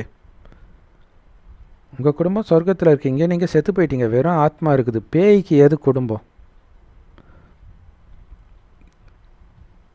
இங்கே பிராமண பரிவாரம் இருக்குது, பிராமண குடும்பம். அது வெறும் சகோதரர்கள் தான். அவங்களுக்கு என்னன்னாலும் நீங்கள் கவலைப்பட போகிறது கிடையாது. ஆனால் அந்த அன்பு மட்டும் இருக்கணும், அதுவும் விலகிய அன்பாக இருக்கணும். பாபா தேவதா தர்மத்தை ஸ்தாபனை பண்ணுறதுக்காக வரார். கண்டிப்பாக அது ரொம்ப சின்ன மரமாக தான் இருக்கும். இல்லை, பைபிளில் கூட போட்டிருக்கும், சொர்க்கத்துக்கு போகிற வாசல் இடுகளாக இருக்கும், ரொம்ப சின்னதாக இருக்கும் அப்படின்னு அர்த்தம். ரொம்ப சொற்பமானவர்களே சொர்க்கத்துக்கு போவாங்கன்னு குரான்லேயும் இருக்கும். ஸோ அதுதான் பாபா சொல்கிறார். அங்கே மரம் சின்னதாக இருக்கும், கம்மியானவர்கள் இருப்பாங்க, ஒரே ஒரு தர்மம், ஒரே ஒரு ராஜ்யம், ஒரே ஒரு மொழி தான் இருக்கும் அங்கே அடுத்த 2500 வருஷத்துக்கு. அதுதான் உலக அமைதினே சொல்ல முடியும் இல்லையா? அமைதியான உலகம்னா அது சொர்க்கம்தான். நாம் இந்த உலக நாடகத்தில் நடிக்கக்கூடிய நடிகர்கள். ஆனால் உலகத்தில் யாருக்குமே பாவம் இது தெரியல. ஒருவேளை இது அவங்களுக்கு தெரிஞ்சிருந்தா நாம் எப்போ நம்முடைய பாகங்களை நடிக்க ஆரம்பித்தோன்னு அவங்களால சொல்லியிருக்க முடியும். இப்போ தான் பாபா புரிய வைக்கிறார். ஸோ ஏதும் இல்லாத நிலையிலிருந்து அனைத்தையும் பாபா கிட்ட அடைபவராக மாறுகிறீர்கள் அப்படின்னு ஒரு பாட்டு இருக்குது. பாபா உங்களுக்கு முழு பூமியையும் ஆகாயத்தையும் ஒட்டுமொத்த உலக ராஜ்யத்தையும் கொடுக்கிறார். இதுதான் பைபிளில் விண்ணுக்கும் மண்ணுக்கும் உன்னை அதிபதியாக்கினேன் அப்படின்னு இருக்கும். இந்த லக்ஷ்மி நாராயணன் தான் உலகத்தின் எஜமானர்களாக இருந்தாங்க. பிறகு மற்ற ராஜாக்கள் எல்லாம் வந்தாங்க. அவங்க பாரதத்தின் ராஜாக்கள் இல்லையா? ஸோ சொர்க்கத்திலே நிறைய ராஜாக்கள் இருப்பாங்க. பட் இவங்க எஜமானர்கள், மகாராஜா மகாராணி லக்ஷ்மி நாராயணன். பாபா நமக்கு கொடுக்கக்கூடிய விஷயங்களை உலகத்தில் வேறு யாரும் கொடுக்க முடியாது. அதுவும் பாபாவே நேரடியாக வந்து கொடுக்கிறார். எவ்வளோ பெரிய விஷயம் இல்லையா? அந்த லக்ஷ்மி நாராயணன் ராஜ்ய பதவியை கொடுக்கிறார், அதை அடைய வைக்கிறார், அந்த அளவுக்கு உழைக்கிறார். அவர் அந்த அளவுக்கு 24 மணி நேரம் உழைக்கிறாருன்றதை நீங்கள் நினைத்தாலே போதும். வேறு எதுவும் நீங்கள் பண்ண தேவையில்லை. நாராயணன் ஆயிடலாம். அந்த நினைவு மட்டும் இருந்துக்கிட்டே இருக்கணும். இந்த முழு ஞானமும் உங்கள் புத்தியில் இருந்துக்கிட்டே இருக்கணும். எப்போ யார் வந்தாலும் உங்களால் சொல்ல முடியணும், சொல்லணும். அதுக்கு தான் இந்த ஞானம் எப்போவுமே சுற்றிக்கிட்டு இருக்கணும்னு சொல்கிறது. ஸோ இந்த ஞானத்தையே சுற்றிக்கிட்டு இருக்கும்போது நமக்கு வீண் விஷயமே பிடிக்காது. சினிமா பாட்டு, பக்கத்தில் பஸ்ஸில் போகும்போது யாராவது செல்லில் பாட்டு போட்டால் கூட நமக்கு எரிச்சலாக இருக்கும். ஆனால் உலகமே அதுக்கு மயங்கி கிடக்கும். ஆனால் நமக்கு பிடிக்காது. ஏன்னா நம்மளுடைய புத்தி ஞானத்தை போட்டு போட்டு போட்டு போட்டு க்ளீன் பண்ணி வச்சுருக்கிறோம். அதனால் நமக்கு அந்த சாக்கடை துர்நாற்றம் வீசுது. ஸோ இந்த ஞானத்தை நல்லா புரிஞ்சிருக்கணும். அப்போ தான் உங்களால் இதை புரிய வைக்க முடியும். அதிலும் குறிப்பாக யார் எந்த பந்தனமும் இல்லாமல் இருக்கிறாங்களோ அவங்க தான் புரிய வைக்க முடியும். யாராவது பாபா கிட்ட வந்தாங்கன்னா பாபா கேட்பாராம், உங்களுக்கு எத்தனை குழந்தைங்க அப்படின்ட்டு. அவங்க சொன்னாங்களாம், எனக்கு 5 குழந்தைகள், அடுத்தது 6வது குழந்தை பாபா. ஆனால் அந்த பாபா தான் எல்லோரையும் விட மூத்த குழந்தை. Love you Baba, love you Baba, love you Baba. செம பாயிண்ட்டு இல்லையா? 5 குழந்தைகள் பாபா குழந்தைய அப்புறம் தான் ஆகியிருப்பாங்க பெரும்பாலும். ஆனால் அவர் தான் மூத்த குழந்தை. இப்போ தெரியுதா ஏன் ராமருக்கு அவ்வளோ மகிமை ராமாயணத்தில்? மூத்த குழந்தை. அதேமாதிரி தர்மருக்கு அவ்வளோ மகிமை, மூத்த குழந்தை. அப்போ அங்கே மூத்த குழந்தைன்றது கடவுளை குறிக்குது. அதனால தான் அவ்வளோ மகிமை. நீங்கள் சிவபாபாவுடையவராக ஆகிட்டீங்க அப்படின்னா கண்டிப்பாக சிவபாபா உங்களை தன் குழந்தையாக்கி உலகத்துக்கே எஜமானராக ஆக்குவார் இல்லையா? அவருடைய வாரிசு தானே அவருடைய உலகத்துக்கு எஜமானராக ஆக்குவார். குழந்தைங்க தானே வாரிசுகள். லக்ஷ்மி நாராயணன் தான் சிவபாபாவுடைய முழுமையான வாரிசுகள். ஏன்னா இப்போ முழுசாக பாபாவுக்கு பலியானாங்க. அவங்களுடைய முன்ஜென்மத்தில் அவங்கக்கிட்ட இருந்த அத்தனையும் அவங்க சிவபாபா கிட்ட கொடுத்துட்டாங்க. அப்படின்னு அர்த்தம். சிவபாபாவை வாரிசாக்குனாங்க. இப்போ சிவபாபா அவருடைய வாரிசாக இந்த 2 பேர் ஆக்குறார். அப்போ குழந்தைங்களுக்கு தானே முழு ஆஸ்தி கொடுக்கணும். அதனால தான் பாபா சொல்கிறாரு, குழந்தைகளே என்னை உங்களுடைய வாரிசாக்குங்க. என்னை தவிர யாரும் இருக்கக்கூடாது உங்கள் வாழ்க்கையில். நிறைய பேர் சொல்லுவாங்க இல்லையா, சிங்கிள் மதராக இருக்கிறவங்க, கணவன் இல்லாமல், கணவன் இறந்துட்டார் அல்லது விட்டு போயிட்டார் அப்படின்னா அம்மா மட்டுமே குழந்தைய வளர்க்குற நிறைய அம்மாக்கள் இருக்கிறாங்க. கணவன் இருந்துமே கூட வெளியூரில் இருக்கிற அம்மாவே தான் பெரும்பாலும் நிறைய பேரை வளர்க்குற மாதிரிலாம் இருக்கும். சரி, அப்படி கணவனே இல்லை, தனியாகவே அம்மா வளர்க்குறாங்கன்னா ஒரு வினாடியும் அவங்க என்ன சொல்லுவாங்க, நான் வாழறதே உனக்காகத்தான் அப்படின்னு சொல்லுவாங்க. அதுக்கு பேர் தான் வாரிசாக்குறது. இல்லை, அவங்க சம்பாதிக்கிறது எல்லாமே குழந்தைக்காக. அந்த மாதிரி நீங்கள் பாபாவை வாரிசாக்குங்கன்ற. எல்லாமே பாபாவுக்கு. நீங்கள் செய்கிற ஒரு விஷயமும் பாபா சேவையை பற்றி மட்டுமே இருக்கணும்.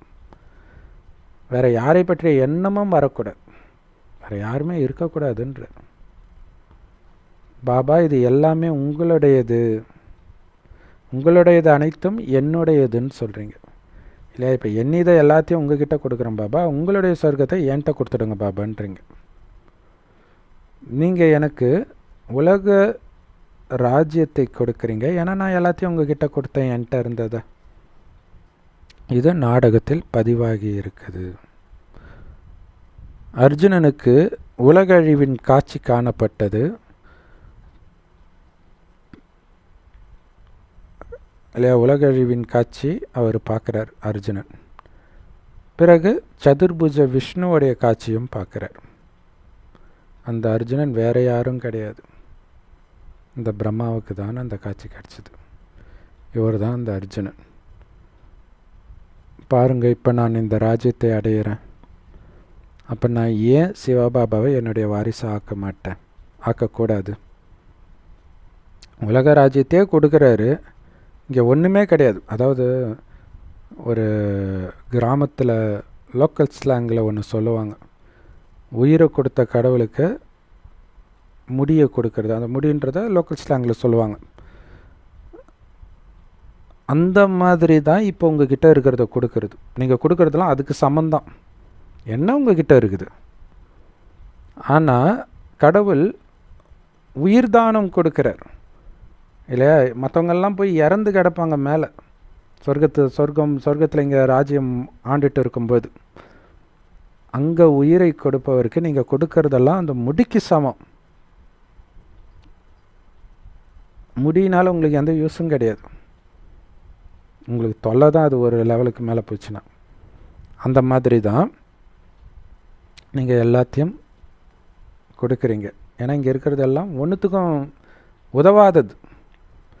அதை பாபா கிட்ட கொடுக்க மாட்டீங்களா? ஸோ பிறகு இந்த பிரம்மா என்னை வாரிசாக்கினார். இது நல்ல ஒப்பந்தம் இல்லையா? நான் சிவபாபாவை வாரிசாக்கினேன், சிவபாபா என்னை வாரிசாக்கினார். பிரம்மா பாபா யாருக்கிட்டையும் எதையும் கேட்கல, அவர்கிட்ட இந்த அனைத்தையும் கொடுத்துட்டார். இதுக்கு பேர் தான் மறைமுகமான தானம் இல்லை, என்னதுன்ற உணர்வு இல்லை. அப்படியே அந்த அவருடைய பிஸ்னஸில் அவருக்கு வர வேண்டிய காசு 33 கோடி எடுத்துகிட்டு வந்து எகியத்த ஆரம்பித்தார். என்னதுன்ற உணர்வே அவருக்கு இல்லை. குழந்தைங்க வீணாக்கி இருக்கலாம், என்னென்னமோ பண்ணியிருக்கலாம். என்னதுன்னா வார்த்தை வேறு மாதிரி இருக்கும். அவர் தனதாகவே அவர் நினைக்கல.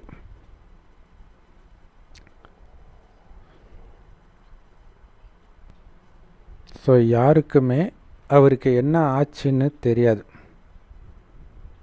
இல்லை. என்னடா அவர் நல்ல சக்ஸஸ்ஃபுல் பிஸ்னஸ் மேனு, திடீர்னு அவர் பாட்டுக்கு இப்படி ஆகிட்டாரு அப்படின்னு நினைக்க ஆரம்பிச்சிட்டாங்க.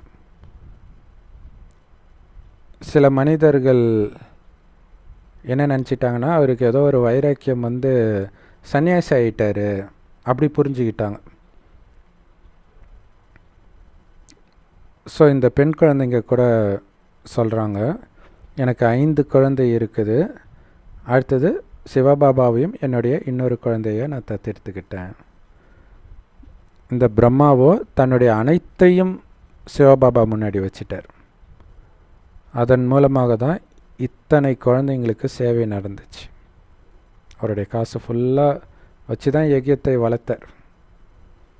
ஸோ அப்போ பிரம்மா பாபா அனைத்தையும் கொடுத்ததை பார்க்குற ஒவ்வொருத்தருக்கும் அதே மாதிரி எண்ணம் வந்துச்சு. அவங்களும் அவங்களுடைய வீட்டை விட்டுட்டு பாபா கிட்ட ஓடி வந்துட்டாங்க. ஸோ பாபா சொல்லல, நம்ம செய்கிறத பார்த்து மற்றவங்க செய்யணுன்ட்டு.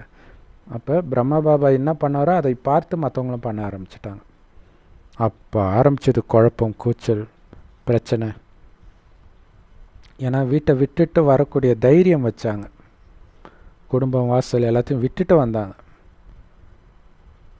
ஸோ இதுதான் வேத சாஸ்திரத்தில் பட்டி உருவாக்கப்பட இருந்தது.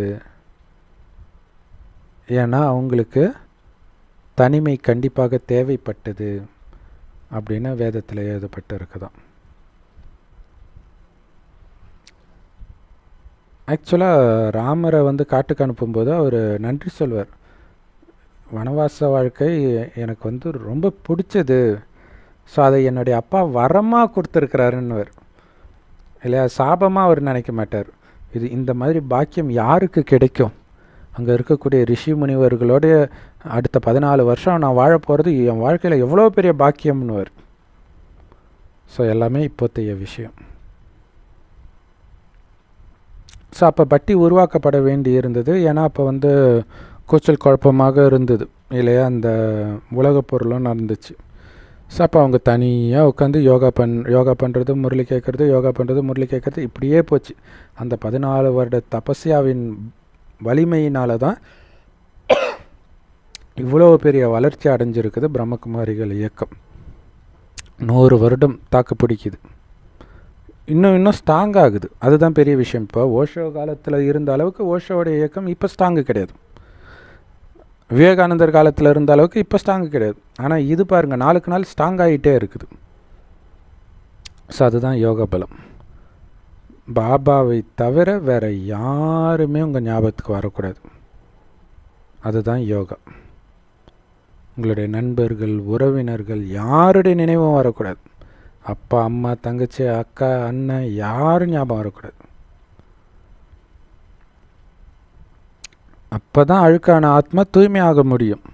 நீங்கள் அழுக்கான ஆத்மாவை நினச்சா எப்படி தூய்மையாவீங்க? தூய்மையான ஆத்மாவை மட்டுமே நினைக்க தான் தூய்மையாகும். பாபா தவிர யாரும் தூய்மையானவங்க கிடையாது. ஸோ அதுக்காகத்தான் அழுக்கானவர்களை நினைக்காதீர்கள். யாரையுமே நினைக்கக்கூடாது. அஞ்ஞானியும் சரி, பாபா குழந்தையும் சரி. ஒரு பாபாவை நினைத்தால் மட்டுமே தூய்மையாக முடியும். சூரியன்கிட்ட இருந்து தான் ஒளி கிடைக்குது சந்திரனுக்கு இல்லையா. ஞான சூரியன் பாபாவையே நினைத்து நாமளும் ஞான நட்சத்திரங்களாக ஜொலிக்கணும், தூய்மையாகணும். பாபா சொல்கிறாரு, குடும்பத்தில் இருந்துக்கிட்டே தூய்மையாக இருங்கள். இதனால் நிறைய கஷ்டங்கள், பிரச்சனைகள்லாம் வருது. ஸோ மனிதர்கள் சொன்னாங்க அப்போ, இந்த ஞானம் கணவன் மனைவிக்கு இடையில் சண்டையை உருவாக்கி விட்டுடுது. ஏன்னா ஒருத்தர் தூய்மையாகி இன்னொருத்தர் தூய்மை ஆகலைன்னா உடனே என்ன ஆகும்? அங்கே பெரிய கலகம் தான் வெடிக்கும். ஸோ நிறைய குழந்தைங்க அடியெல்லாம் வாங்கினாங்க. ஏன்னா திடீர்னு புதுசாக இருக்குது, என்னடா இது, எந்த வேத சாஸ்திரத்துலையும் சொல்லலையே, எந்த கடவுள்ரா அப்படி சொன்னான் அப்படின்னு சொல்ல ஆரம்பிச்சிட்டாங்க. எல்லோரும் ஆச்சரியப்பட்டு கேட்டாங்க, இத்தனை பேர் தானாக விட்டுட்டு பிரம்மா பாபாவை நோக்கி ஓடினாங்களே, என்ன ஆச்சு? ஏன்னா அப்போ போய் பாபா சேவையெல்லாம் பண்ணல, அவர் பாட்டுக்கு ஒரு இடத்துல உட்காந்துட்டு இருந்தார். சிவபாபா உள்ளே பூந்து மேஜிக் பண்ணி எல்லாருக்கும் காட்சி காட்டி வர வச்சார். அதுதான் அங்கே பெரிய ஆச்சரியம். யோசிச்சு பாருங்கள், திடீர்னு உங்களை நோக்கி ஊரில் இருக்கிற குழந்தைங்க எல்லாம் வந்தால் எப்படி இருக்கும்? நீங்கள் ஃபேமஸான ஆளும் கிடையாது இல்லையா, நீங்கள் ஒரு சாமியாராக இருந்து வந்தால் கூட ஏதோ புரிஞ்சிக்கலாம். அதுவும் கிடையாது, யாருக்கும் ஒன்றும் புரியல. மனிதர்களுக்கு எந்த புரிதலும் இல்லை. ஆனால் ஏதோ ஒரு சக்தி உங்ககிட்ட இருக்குதுன்னு மட்டும் சொன்னாங்க. ஸோ இதுக்கு முன்னாடி கண்டிப்பாக ஒருபொழுதும் யாரும் இந்த மாதிரி தங்களுடைய வீட்டை விட்டு ஓடி வரலை. அதுவும் பெண் குழந்தைங்க இல்லை, வீட்டை விட்டு சாமியார் ஓடி போவாங்க காட்டுக்குள்ளே. இந்த மாதிரி பிரம்ம பாபாவை தேடி ஒரு குடும்பத்தில் இருக்கிற ஒருத்தரை தேடி வந்தது இதுக்கு முன்னாடி முழு கல்பத்திலும் நடந்ததே கிடையாதுன்றார், கடவுளே சொல்கிறார். ஸோ இதுதான் நாடகத்தில் இருக்கிற சிவபாபாவுடைய தெய்வீக செயல்கள். இந்த கிருஷ்ணலீலான்றது உண்மையிலே சிவலீலா, இதுதான் பாபாவுடைய லீலை. அதுலேயும் சிலர் வெறுங்கையோட வேற ஓடி வந்தாங்க. எங்கே போய் எங்கே போய் தங்குவோம், எங்கே போய் சாப்பிடுவோம், எதை பற்றியும் யோசிக்கல. வெறுங்கையோடு அப்படியே வந்துட்டாங்க போட்டிருந்த ட்ரெஸ்ஸோட. அதுவும் நாடகத்தில் பதிவாகி இருந்தது. அவங்களுடைய குடும்பத்தை எல்லாம் விட்டுட்டு வந்தாங்க. ஸோ தன்னுடைய குடும்பத்தை எல்லாம் விட்டுட்டு ஓடி வந்தாங்க. எதையுமே அவங்க ஞாபகம் கூட வச்சிடலன்றாங்க. இது செம அற்புதம் இல்லை? அங்கே அப்பா அம்மா இருக்கிறாங்க, கணவன் இருக்கார், மனைவி இருக்கார், குழந்தை இருக்கார், அந்த ஞாபகம் கூட இல்லாமல் இருந்தாங்களாம்.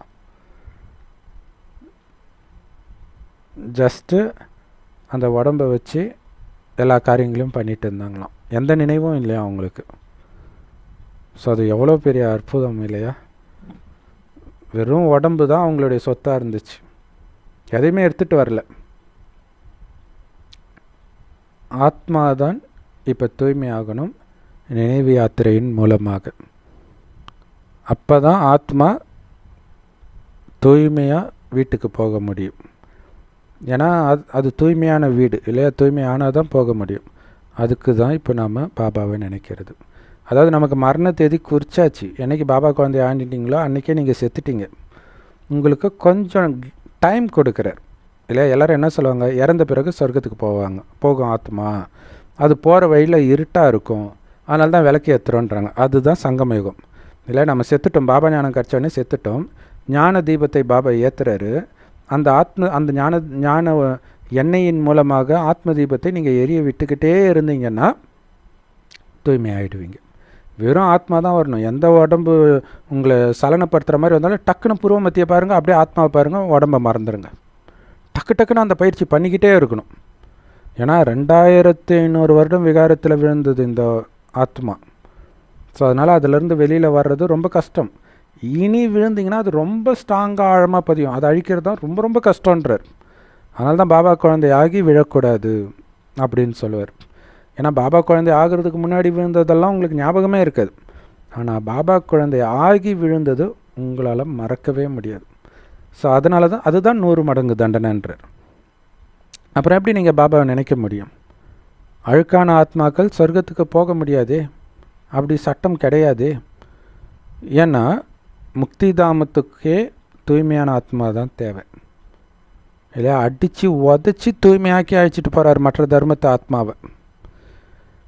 அப்போ உதவாங்கிறதுக்காக நம்ம பாபா குழந்தையாகி இருக்கிறோம். நம்ம பாபாவை கண்டுபிடிச்சிட்டோம், பெரிய பாக்கியம். மற்றவங்களாம் கண்டே பிடிக்கல, அதனால் உதவாங்கிறாங்க.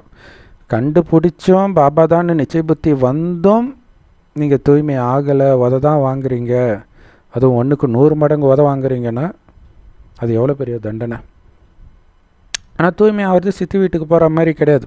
கண்டிப்பாக நிறைய தடை வரும். உங்கள் மூலமாக வரும், மற்றவர்கள் மூலமாக வரும், கடைசியில் மற்ற ஆத்மாக்கள் பிரவேசத்தினால வரும். பாபா குழந்தைங்க கரிமீன் சாப்பிடுவாங்க, பாபா குழந்தைங்க காமத்தில் ஈடுபடுவாங்க, மற்ற ஆத்மாக்கள்லாம் உள்ளே பூந்து வேலை பண்ணும். இப்போயே நீங்கள் தூய்மையாக இல்லாட்டினா அது நடக்கும். இப்போவே நிறைய பாபா குழந்தைங்க உடம்புல ஆத்ம பிரவேசம் ஆயிடுச்சு. ஏன்னா கடைசி நேரம் வந்துடுச்சு இல்லையா? ஸோ இன்னும் உங்கள் உடம்புல ஆகலைன்னா தேங்க்ஸ் சொல்லிவிட்டு நல்ல தீவிரமாக முயற்சி பண்ணுங்கள். ஏன்னா எந்த நேரம் வேண்டுமானாலும் உங்களுக்குள்ளே பிரவேசமாக வாய்ப்பு இருக்குது. ஏன்னா அங்கங்கே கொத்தாக சாவறதை பார்க்குறோம். எங்கே போகும் அந்த ஆத்மா?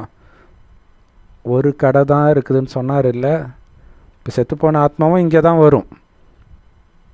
ஸோ நீங்கள் இருக்கிற சக்தியை கொடுக்கணும், உடம்பு கொடுக்கக்கூடாது அதுக்கு. ஸோ அதுக்கு நீங்கள் தூய்மையாக இருக்கணும். இதுக்கு முன்னாடியெல்லாம் சத்சங்கத்துக்கெல்லாம் பெண்கள் போகக்கூடாதுன்னு எந்த குடும்பத்திலையும் தடை போட்டது கிடையாது. எங்கே வேணாலும் சத்சங்கன்னா போக அனுமதிப்பாங்க இந்து மதத்தில். ஏன்னா பெண் கடவுள் நம்பிக்கையாக இருக்கணும்னு தான் எல்லோரும் விரும்புவாங்க. ஆனால் இங்கே தூய்மையின் விஷயம் இருக்கிறதுனால பிரம்மகுமாரி சென்டருக்கு போகக்கூடாதுன்னு தடை போட்டாங்க. ஆனால் தூய்மை ஆகாமல் நீங்கள் வீட்டுக்கு திரும்பி போக முடியாதுன்னு இப்போ நீங்கள் புரிஞ்சுக்கிட்டீங்க. சொர்க்கத்தை விடுங்க, பரந்தாமத்துக்கே போக முடியாது. ஏன்னா பரந்தாமத்துக்கு எல்லோரும் போயே ஆகணும். அப்படின்னா என்ன அர்த்தம்? தூய்மை ஆகியே தீரணும். அதை நீங்களாக தூய்மை ஆகிட்டீங்கன்னா பரந்தாம போய் சொர்க்கத்துக்கும் வந்துடுவீங்க. அடித்து உதச்சி தூய்மை ஆக்குனா வெறும் பரந்தாமத்துக்கு தான் போவீங்க. தூய்மை ஆகலைன்னா தர்மராஜ் மூலமாக தண்டனை வேற கிடைக்கும். அதுக்கு பிறகு ஏதோ ஒரு சின்ன பரிசு, ஆறுதல் பரிசு, வா சொர்க்கத்தில் கடைசி ஒரு பிறவி இருந்துட்டு போன்ட்டு இருக்கும். ஸோ தண்டனை அடையக்கூடாதா?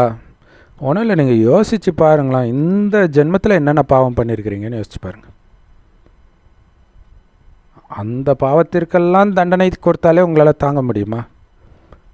ஆனால் இந்த ஜென்மத்தில், அதுவும் பாபா குழந்தை ஆகிறதுக்கு முன்னாடி, பாபா குழந்தை ஆகியும் பண்ணதுக்கு 100 மடங்கு தண்டனை. அப்போ இவ்வளவு பாவம் செய்கிற அளவுக்கு உங்களுக்கு தூண்டுதல் இருக்குதுன்னா எத்தனை ஜென்மம் எவ்வளோ பாவம் பண்ணியிருப்பீங்கன்னு யோசிச்சு பாருங்கள். அத்தனைக்கான தண்டனையிலேருந்து நீங்கள் தப்பிக்கணும்னா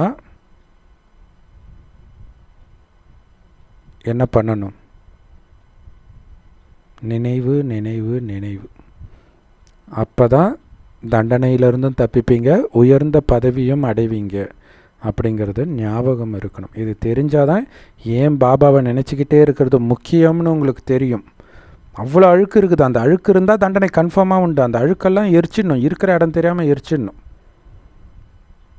பாபா சொல்கிறார், இனிமையான குழந்தை, நீ என்கிட்ட தான் வந்தாகணும், வேறு வழி கிடையாது. அந்த பழைய உடம்பை விட்டுட்டு தூய்மையான ஆத்மாவை வீட்டுக்கு வா அப்பா கிட்ட அப்படின்னு அன்பாக கூப்பிட்றாரு. அப்பா கிட்ட தானே நீ வந்தாகணும், வீட்டுக்கு தானே வந்தாகணும். ஒரு வீடு தானே இருக்குது உனக்கு. எல்லா ஆத்மாவுக்கும் ஒரே வீடு தான். ஸோ இந்த பஞ்ச தத்துவம் எப்போ தூய்மையாக சதோபிரதானமாக ஆகுதோ அப்போ உங்களுக்கு தூய்மையான சதோபிரதானமான உடல் கிடைக்கும், புத்தம் புதிய உடல் கிடைக்கும். ஸோ உலகமே அப்படியே தலைகீழாக மாறிடும், புத்தம் புதியதாக மாறிடும் அப்படின்னு பாபா சொல்கிறார். ஸோ இதை அனுமோகன்ட்டு ஒரு நடிகர் பேட்டி சொல்லியிருந்தார். சித்தர் பாட்டில் என்ன இருக்குமா, தண்ணி மண்ணாகும், மண் தண்ணியாகும், அதாவது பூமி கடலாகும், கடல் பூமியாகும், அப்படியே தலைகீழ மாறிடும் அப்படின்றார். ஸோ நிஜமாக அப்படி மாறுமா தெரியல. ஏன்னா இப்போ பாருங்களேன், எல்லாமே அப்படி தலைகீழாக மாறி புத்தம் புதியதாக மாறிடும்ன்றார். நடந்தாலும் ஆச்சரியப்படுறதுக்கு இல்லை. எப்படி பாபா இவருக்குள்ளே உட்காந்துட்டு இருக்கிறாரோ பிரம்மாவுக்குள்ளே, அதே மாதிரி இந்த பிரம்மாவுடைய ஆத்மாவும் போய் கர்ப்ப மாளிகையில் போய் உட்காந்துக்கும், எந்த கஷ்டமும் இல்லாமல். ஏன்னா கலியுகத்தில் இருக்கிற கர்ப்பம் கர்ப்ப ஜெயில், தண்டனை. ஆனால் இங்கே சிவபாபா நினச்சி பிரம்ம பாபா ஆத்மா தூய்மை ஆயிட்டதுனால அடுத்தது எங்கே, சொர்க்கத்தில் தான் போய் பிறக்கும். அங்கே கர்ப்ப மாளிகையாக இருக்கும், அங்கே எந்த துக்கமும் இருக்காது. ஏன்னா எல்லா கணக்கையும் இங்கேயும் முடிச்சாச்சு. ஸோ கணக்கு முடியுதுன்னு சந்தோஷப்பட்டுக்கணும். கணவன் மூலமாக துக்கம் வந்தாலும் சரி, நோய் மூலமாக துக்கம் வந்தாலும் சரி, வெளி ஆத்மா மூலம் துக்கம் வந்தாலும் சரி, உங்கள் பாவம் அழிக்கப்பட்டு இருக்குது அப்படிங்கிறது உங்களுக்கு புரியணும். பிறகு எப்போ அவர் வர வேண்டிய நேரம் இருக்குதோ அப்போ கர்ப்பத்திலிருந்து வெளியில் வருவார், பிறப்பார் கிருஷ்ணர். அப்போ எல்லா இடத்துலையும் மின்னல் மாதிரி ஒளி வீசுன்றார். சுற்றி அப்படியே ஒளி வீசினா மாதிரி இருக்கும்ன்றார். ஏன்னா தூய்மையான ஆத்மா பிறக்குது இல்லையா, இதுவும் நாடகத்தில் பதிவாகி இருக்குது. அந்த ஆத்மா தூய்மை ஆகிறதுல தான் மேஜிக். அந்த தூய்மை ஆகிறதுக்கு தடையாக இந்த கலியுகத்தில் வர அத்தனையும் வேண்டாம் வேண்டாம் அப்பால போஸ் அத்தனையும் தள்ளுறது தான் உங்களுடைய திறமை.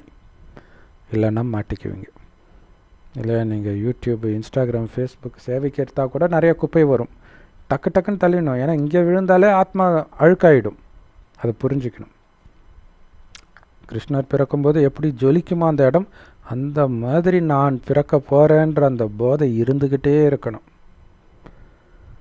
நல்லது. செம்ம ரகசியங்களை சொன்ன அன்பான பாப்தாதாவுக்கு அன்பு நினைவுகள் மற்றும் காலை வணக்கம். பாபா சொல்கிறாரு, உங்களுடைய ஆத்மாவை தூய்மையாக்கணும் அப்படின்னா பட்டியில் தனிமையில் இருங்கள். பாபா நினைவில், தனிமையில் நினைவில் இருங்கள். எந்த நண்பர்கள், உறவினர்கள் யாரையும் நினைக்காதீங்க. ஒரு பாபாவை தவிர எனக்கு உலகத்தில் யாரும் கிடையாது. நண்பர்கள், உறவினர்களாக என்ன பரந்தாமத்துக்கு அழைச்சிட்டு போக போகிறாங்க, எல்லாம் விட்டு போயிடுவாங்க. அவங்கள நினச்சிட்டு நமக்கு தான் உதவும். ஸோ ஒரு சிவபாபா தவிர யார் மீதும் பற்று இருக்கக்கூடாது. எப்போவும் உங்கள் புத்தி ஃபுல்லாக இந்த ஞானம் மட்டும்தான் இருக்கணும். மனிதர்கள் இருக்கக்கூடாது, மனிதர்களுடைய பந்தனம் இருக்கக்கூடாது. பந்தனத்திலேருந்து விடுபட்டு எல்லோருக்கும் சேவை செஞ்சுட்டு இருங்க. பாபாவோடு உண்மையான வியாபாரம் செய்யுங்க. எப்படி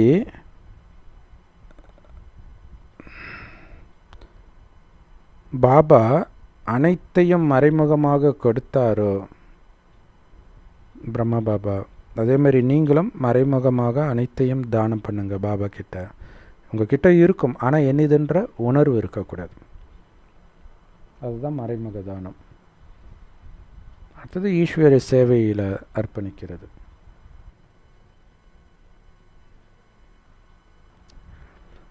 செம பவர்ஃபுல் வரதானம்.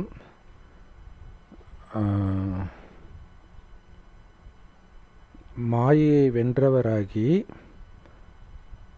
மாயையுடைய பயமுறுத்தும் ரூபங்களின் விளையாட்டை விலகி சாட்சியாளராக பாருங்க.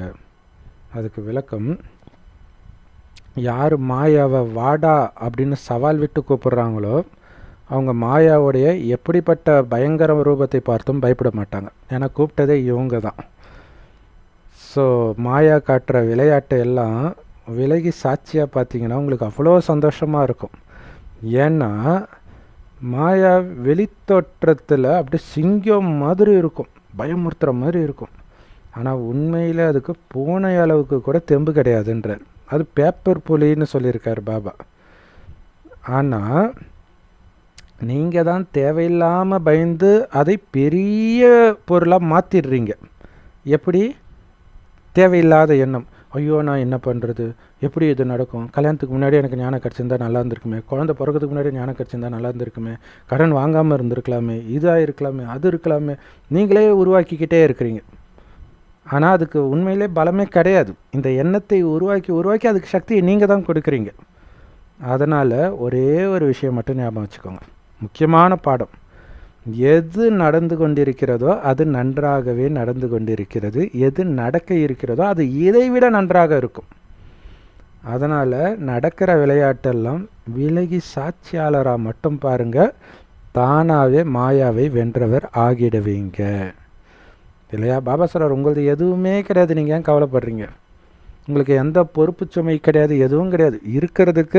இருக்கிற வரைக்கும் ஏதோ அந்த குடும்பத்தில் பிறந்தோம், அம்மாவா என்ன பண்ணணும், அப்பாவா என்ன பண்ணணும், குழந்தைய என்ன பண்ணணும், இருக்கிற வரைக்கும் பண்ண போகிறீங்க. அதுக்கப்புறம் அவ்வளோதான். அதுக்கப்புறம் நீங்கள் நினச்சாலும் பண்ண முடியாது. அதுதானே உலக இயற்கை. அந்த ஞானம் பாபா ஞானம் கிடச்சி கூட தெரிலன்னா அப்புறம் என்ன பண்ணுறது? ஸோ அதான் பாபா சொல்கிறார், நடக்கிறது நன்றாகவே நடக்கிறது, நடக்க போகிறது இதை விட நன்றாக நடக்க போகுது. உங்களுக்கு என்ன கவலை? இதுக்கு சூப்பரான உதாரணம் என்ன அப்படின்னா,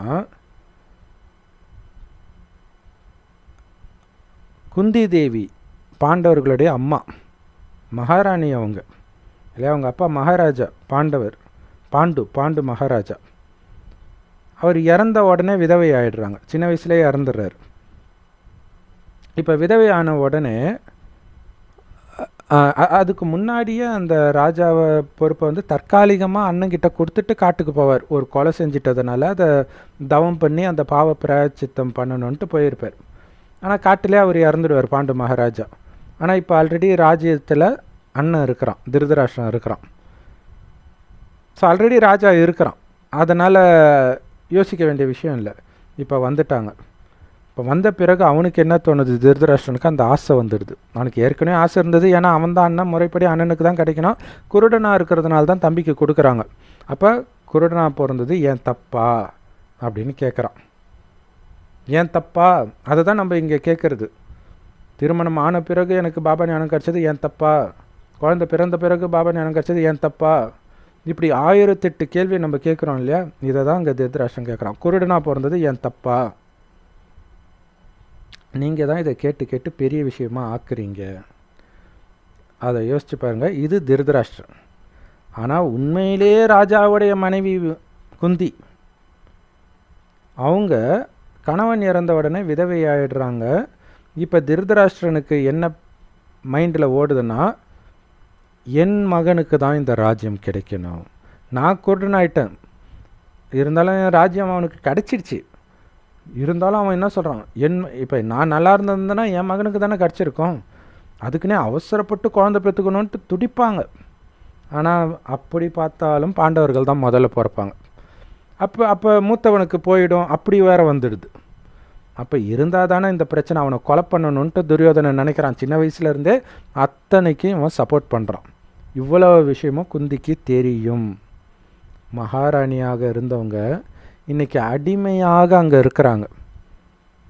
அதை மனதார ஏற்றுக்கிறாங்க. ஏற்றுக்கிட்டு அந்த தன் மகனை கொலை பண்ணுறதுக்கு தன் புருஷனுடைய அண்ணன் மகன் ட்ரை பண்ணுறான் அப்படின்னு தெரிந்தும் அதை காட்டிக்காம அன்பாகவே அவங்கிட்டையும் நடந்துக்கிறாங்க. இதை நீ துரியோதனன் அம்மா கிட்ட சொல்லாத, மனசு கஷ்டப்படுன்னு வேற சொல்கிறாங்க. இப்போ சொன்னாலாவது அவங்க கண்டிப்பாங்க, இதை சொல்லாதன்னு இவங்க சொல்கிறாங்க. இதுதான் இங்கே புரிஞ்சிக்க முடியாத விஷயம், ரகசியம் இல்லையா? சொன்னால் அவங்க மனசுக்கு அந்த துக்கத்தை கூட நீ கொடுக்காதன்றாங்க. உண்மையிலே குந்தி மகாராணியாக இருக்கிறது பெரிய விஷயம் இல்லை. இப்படி இருக்கிறாங்க பாருங்க, இதுதான் பவர்ஃபுல், சக்திசாலியான நிலை. அனைத்தையும் இழந்தாலும் மகாராணி மாதிரி அவங்களுடைய குணம் இருக்குது பாருங்க. அதுதான் உண்மையிலே ராயலாக இருங்கன்னு பாபா சொல்கிறது இல்லையா? ஒரு ராஜா தன்னுடைய பிரஜை யாரும் கஷ்டப்படக்கூடாதுன்னு நினைப்பான், நல்ல ராஜா. அந்த மாதிரி தான் அவங்க நினைக்கிறாங்க. இவங்க கஷ்டப்படக்கூடாது, அதனால் அவங்க அம்மா கிட்ட நீ சொல்லாத, கொலை பண்ண வந்தான்னு அம்மா கிட்ட சொல்லாதன்றாங்க. ஸோ கடைசி வரைக்கும் இவங்க மகனை கொலை பண்ணுறது, காட்டுக்கு துரத்துறது, இவ்வளவும் பண்ணாலும் அவங்க அமைதி இழக்கவே இல்லை ஒரு பொழுதும். இது அதுக்கு ஒப்பிடும்பொழுது அதெல்லாம் அது கற்பனை கதை தான். ஆனால் நம்மளுடைய உண்மை கதை, இப்போ நடக்கிற கதை, அதை பொருத்தி பார்த்துக்கணும். எந்த கேரக்டர் நம்மளோட இருக்குது? சொத்தை அபகரிச்சுட்டு உங்களை துரத்திட்டாங்களா? ராமருடைய கேரக்டர். நீங்கள் அமைதியாக சிரிச்ச முகத்தோடு வந்துட்டிங்களா? நீங்கள் ராமர். எல்லா கேரக்டரும் இருக்கும் அதில் உங்களுடைய கேரக்டர் எது, அது எப்படி நடக்குது, அதே மாதிரி நடங்க அமைதியாக. பாசிட்டிவ் கேரக்டர் எடுங்க, நெகட்டிவ் கேரக்டர் எடுத்துகிட போகிறீங்க. ஸோ இவ்வளவு தான்.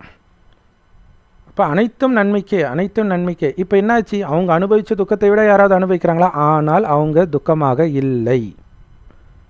அவங்க முகத்தில் துக்கத்துடைய பேரடையாளமே இருக்காது. மகாபாரதம் ஃபுல்லாக குந்தி தேவி நல்லா தான் இருப்பாங்க. அந்த அமைதி இருக்குது. ஏன்? எதுவும் தனக்கு எதிராக நடப்பதாக அவங்க நினைக்கலை. அதேமாரி ராமரை காட்டுக்கு துரத்துறாங்க. லக்ஷ்மணன் பொங்கி எழறான், அண்ணனுக்கு எதிராக இப்படி நடக்குது, அப்பாவை கூட நான் கொலை பண்ண தயங்க மாட்டேன்றான். எல்லாம் அந்த பொண்ணு மயக்கத்தில் மயங்கி, கைகை மயக்கத்தில் மயங்கி கிடக்கிறாரு. அப்பா நான் போர் தொடுக்க போகிறேன் அப்படின்னு சொல்கிறான். அப்போ ராமர் சொல்கிறாரு, யார் மேலே போர் தொடுக்க போகிற? அப்பா மேலே போர் தொடுக்க போறியா? இல்லை, ராஜா மேலேன்றான். எதுக்கு? என் அண்ணனுக்கு அநீதி நடந்தது. அதுக்கு ராமர் சொல்வார், யாருக்கும் இங்கே அநீதி நடக்கலை. நீ நினைக்கிற மாதிரி அப்பா பெண் பித்தரும் கிடையாது. ஆனால் அந்த மாதிரி இப்போ நடக்குதுல நிறைய இந்த மாதிரி முதல் பொண்டாட்டி, ரெண்டாவது பொண்டாட்டி, அப்போ ரெண்டாவது பொண்டாட்டிக்கு சாதகமாக அவன் நினைக்கிறான்னா அது அந்த மனைவி மோகத்தினால தான் அது பண்ணுறாங்க. ஸோ இந்த விஷயந்தான் அங்கே வெளிப்படுது. அப்படி இருந்தாலும் நீங்கள் பாசிட்டிவாக மட்டும் நினைங்கன்னு பாபா சொல்கிறார் இல்லையா? நெகட்டிவ் எண்ணமே வரக்கூடாது, சுப பாவனை மட்டுமே இருக்கணும். சொல்கிறது தான் கேட்குறோம். ஆனால் அப்படி நடந்ததை பார்த்தோமா, அதுதான் ராமாயணம், ராமர் இல்லை. நம்ம பிரம்ம பாபாவை பார்க்கல, பட் ஆனால் ராமாயணம் இருக்குது இல்லை, மகாபாரதம் இருக்குது இல்லை, அதில் உள்ள அந்த ஒரு கேரக்டரும் உள்வாங்குங்க. அதுக்கு முன்னாடி நமக்கு இருக்கிறதெல்லாம் ஒன்றுமே கிடையாது. ராஜாவாக இருந்து வேலைக்காரியாக இருக்கிறது எப்படி வலிக்கும்? நம்ம பிறக்கும்போதே வேலைக்காரனாக தான் பிறந்தோம், நமக்கு என்ன வலி தேவைப்படுது? ஆனால் அவங்க அதுக்கும் அடாப்ட் ஆகிக்கிறாங்க இல்லையா? என்னதுன்னு நினைத்தால் வலித்து இருக்கும். எனக்கு எதிராக இப்போ திருதராஷ்டிரன் இது என்னதுன்னு அவன் நம்புகிறான். அதனால் அவனுக்கு ராஜ்யம் கிடைச்சும் அவன் வலியை அனுபவிக்கிறான். இது நான் பண்ண தப்பா? ராஜ்யம் அவனுக்கு கிடைச்சும் அவன் துடிக்கிறான். அப்போ இங்கே மாயை எது? அவன் உருவாக்கின எண்ணம் தான். அதான் பாபா சொல்கிறார், மாயை ஒன்றுமே கிடையாது, பூனையோடைய சக்தி கூட கிடையாது. நீங்கள் நினச்சி பயந்து உருவாக்குற எண்ணத்தினால மாயாவுக்கு சக்தி கொடுக்குறீங்க. அதனால தான் என்னை சுற்றி யாரும் கெட்டவர்கள் கிடையாது, கெட்டது எதுவுமே நடக்கலை, நல்லா தான் நடக்குது, நடக்க போகிறது இன்னும் நல்லா தான் இருக்குது. நான் விளையாட்டாக பார்க்குறேன். இன்றைக்கி நான் அனைத்தையும் இழப்பதே உலக ராஜ்யத்தை அடையிறதுக்காகன்ற அந்த போதை இருக்கணும் இல்லையா? சிவன் கிட்ட பார்வதி கேட்குறாங்க, நீங்கள் மட்டும் எப்போவுமே அமரராக இருக்கிறீங்க, நான் மட்டும் செத்து செத்து மறுபடியும் ஜென்மம் எடுக்கிறேன், உங்களை மாதிரி ஆகணும், வழி சொல்லுங்கள். அழைச்சிட்டு போகிறார் சிவன். போகிற வழியில் திருசூலத்தை ஒரு இடத்துல விட்டுறார். இன்னும் கொஞ்சம் தூரம் போனோடனே நெத்தியில் இருக்கிற பட்டையை கலைக்கிறார். இன்னும் கொஞ்சம் தூரம் போனோன்னே ருத்ராட்ச கோட்டையை கழட்டி போகிறார். இன்னும் கொஞ்சம் தூரம் போனோடனே கழுத்தில் இருக்கிற பாம்பு கழட்டி போகிறார். இன்னும் கொஞ்சம் தூரம் போனோடனே திருசூலத்தை விட்டுறார். இன்னும் கொஞ்சம் தூரம் போனோடனே ஜடமுடியை கழட்டி கங்கையை இறக்கி விட்டுறார். பார்வதிக்கு பயம் வந்துடுச்சு. ஏன் பயப்படுற? இல்லை, என்னையும் விட்டுட்டு போயிடுவீங்களோன்னு பயம் வந்துடுச்சு. அதுக்கு சிவன் சொல்கிறார், நான் உன்னை விட மாட்டேன், அது நடக்காத விஷயம். ஆனால் என்ன சொல்ல வர்றாருன்னா, ஒரு உயர்ந்த லட்சியத்தை அடையணும்னா நமக்கு பிரியமான அனைத்தையும் நாம் இழக்கணும் அப்படிங்கிறத அவர் சொல்கிறார். அதுக்கு தான் பாபா முரளியில் சொல்லுவார், உங்களை பிச்சைக்காரன் ஆக்கி இளவரசன் ஆக்குறன்னுவர். பிச்சைக்காரன் ஆக்கி தான் ஆக்குறார், அனைத்தையும் பிடுங்கி தான் ஆக்குறார். பிடுங்கும்போது வலிக்குதா அதை மட்டும் பார்ப்பார். வலிக்காமல் ராமர் மாதிரி சிரிச்ச முகத்தோடு போனீங்கன்னா பாஸ், துடிச்சிங்கன்னா ஃபெயில். ஏன்னா அது உங்களுதே கிடையாது இல்லையா? உங்கள் குழந்தைன்னு நினச்சிட்டு இருக்கிறது யாருடைய குழந்தையோ இருந்தது, இப்போ வந்திருக்குது கர்ம கணக்கு முடிக்கிறதுக்கு. அது பின்னாடி உங்களுக்கு தொல்லை கூட கொடுக்கலாம். அதோடைய புண்ணிய கணக்கு தான் உங்களை அதை பாதுகாக்க போதே தவிர நீங்கள் கிடையாது, நீங்கன்னு கற்பனை பண்ணிக்காதீங்க. இதை புரிஞ்சுக்கணும். அப்போ அந்த வீண் எண்ணம் வராது இல்லையா? எல்லாருக்கும் அந்த கடைசி நேரத்தை பற்றிய வீண் எண்ணம் தானே வருது. அது தேவையில்லைன்றார். விளையாட்டை பாரு, எதுவுமே இல்லையா? எனக்கு தெரிஞ்சு ஒரு மனநோயாளி இப்படி சொன்னார். அவர் வீட்டில் பிரச்சனை வருது, டேய் நீ இப்படி பிரச்சனை பண்ணணுன்னா நீ நடுத்தரில் பிச்சை தானே எடுக்கணும். பரவாயில்ல, நான் பிச்சை எடுக்கிறேன்னாரு. எனக்கு ஆச்சரியமாகிடுச்சு, எப்படா இப்படி சொல்கிறார்? ஆமாம், அவ்வளோதானே, அதானே ஆக முடியும், வேறு என்ன ஆகிட போகுது இல்லையா? இதுக்கு மேலே என்ன பண்ண முடியும்? சூப்பர் இல்லை? பயப்படுறதுக்கு என்ன இருக்குது? நீங்களே தேவையில்லாமல் வீண் எண்ணத்தை உருவாக்கிக்கிறீங்க. இன்னொன்று புண்ணிய கணக்கு இருக்குது, அது உங்களை விட்டுறாது. அதுவும் பாபாவுக்கு நீங்கள் சேவை செஞ்சிங்கன்னா விட்டுருவாரா பாபா? அதனால் நடப்பது நன்மைக்கே அப்படிங்கிறது சதா ஞாபகம் இருக்கட்டும். விலகி சாட்சியாக ஒரு கேம், ஒரு படம் ஓடுதுன்னு பாருங்கள். அந்த படத்தில் நீங்கள் இல்லவே இல்லைன்னு நினச்சிக்கோங்க. சுற்றி நடக்குது ஒரு படம், உங்களுக்கும் அதுக்கும் சம்மந்தம் கிடையாது. உங்களை தான் திட்டுவான், உங்களை தான் அவமானப்படுத்துவான். ஆனால் நீங்கள் ஜஸ்ட்டு ஒரு விளையாட்டாக பாருங்கள். என்னை பார்க்க இப்போ தேட்டரில் வந்து ஏன்ட்டு வில்லன் கத்துறான்னு, யாரை பார்த்து கத்துறான்? ஹீரோவை பார்த்தா கத்துறான்? எதிர நீங்கள் எல்லாம் உட்காந்துட்ருக்கீங்க, உங்களை பார்த்து தானே கத்துறான். ஆனால் உங்களுக்கு கோபம் வரலையே இல்லையா? அப்போ அது ஒரு நடிப்புன்னு தெரியுது. அந்த மாதிரி நடிப்பாக பாருங்கள். உங்களை பார்த்து எதுவும் நடக்கலைன்னு நினைங்க. நீங்கள் அமைதியாக இருந்தாலே மாயை சக்தியை இழந்துடும். எப்போ மாயை எதிர்கொள்கிறீங்களோ அதுக்கு சக்தி ஏறிடும். அதை எதிர்க்க ஆரம்பிக்கும் போது தான் சக்தி ஏறும். அதனால தான் வாலிக்கு முன்னாடி நின்னால் அவனுக்கு பாதி பலம் போயிடும்னுவாங்க. ஸோ அங்கே சண்டை போடுற வேலையே கிடையாது. எதுக்கு சண்டை போடுறீங்க? ஜாலியாக வேடிக்கை பாருங்கள், ஜாலியாக வேடிக்கை பாருங்கள். நம்ம நித்யானந்தா கைலாசத்துக்கு போனார், அவர் சொன்னார் பாருங்கள், நோ சூடு நோ சொரணை. நம்ம சொல்ல வேண்டியதை எவ்வளோ சிம்பிளாக சொல்லி முடிச்சிட்டார் இல்லையா? செம்ம பவர்ஃபுல்லான வரதானம். நீங்கள் தான் சொல்லுவாங்களா, டேய் நீங்கள் தாண்டா அவனை பெரிய ஆள் ஆக்குறீங்க. அந்த மாதிரி மாயாவை நீங்கள் தான் பெரிய ஆள் ஆக்குறீங்கன்றார். அது சிங்கமெல்லாம் கிடையாது, பார்க்குறதுக்கு அப்படி தெரியும். ஆனால் பூனைக்கான சக்தி கூட அதுக்கு கிடையாதுன்றார். ஸ்லோகன். யாருக்கு சகித்து கொள்ளும் சக்தி இருக்குதோ அவங்க யாருடைய சுபாவத்தை பார்த்தும் பொறாமைப்பட மாட்டாங்க. இவங்க ராயலாக இருக்காங்களே, இவங்க அழகாக இருக்காங்களே, ரொம்ப திறமையாக இருக்கிறாங்களே, ரொம்ப புத்திசாலியாக இருக்கிறாங்களே, நல்ல ஞானம் சொல்கிறாங்களே, அவங்கள எல்லோரும் புகழ்கிறாங்களே, இப்படின்னு பொறாமையே வராது. அதுவும் சகித்து கொள்ளும் சக்தி தான். அவங்க வீண் விஷயத்தெல்லாம் இந்த காதில் கேட்டு அந்த காது வழியாக விட்டுருவாங்க. அவ்வளோதான் இல்லை? இப்போ நம்ம பார்க்குறோம், ஒன்றுமே அதாவது தப்பாக ஞானத்தை சொல்கிறது, வளர்றது, இவங்க தான் ஃபேமஸாக இருக்கிறாங்க, பக்தி மார்க்கத்துக்காரங்க தான். ஆனால் அதை பார்த்து நம்ம பொறாமைப்பட தேவையில்லை. ஏன்னா நமக்கு தெரியும் இது இப்படித்தான் இருக்கும், போக போக தான் இந்த ஞானம் ஃபேமஸ் ஆகும், தெரியுது, சகிச்சுக்கிறோம். அதனால் அவங்கள பார்த்து நமக்கு பொறாமை வரல, மாறாக கருணை தான் வருது. இந்த ஞானத்தை அவங்க கேட்கலையே, பாவம் தானும் கெட்டு போய் மற்றவர்களையும் வழிக்கு எடுக்கிறாங்களே அப்படின்னு கருணை தான் வருதே தவிர பொறாமை வரல. Om Shanti. Love you Bap Dada. Thank you Bap Dada. குஷியாக இருங்க, குளிர்ச்சியாக இருங்க. செம பவர்ஃபுல் முரளி, செம பவர்ஃபுல் வரதானம் ஸ்லோகன்.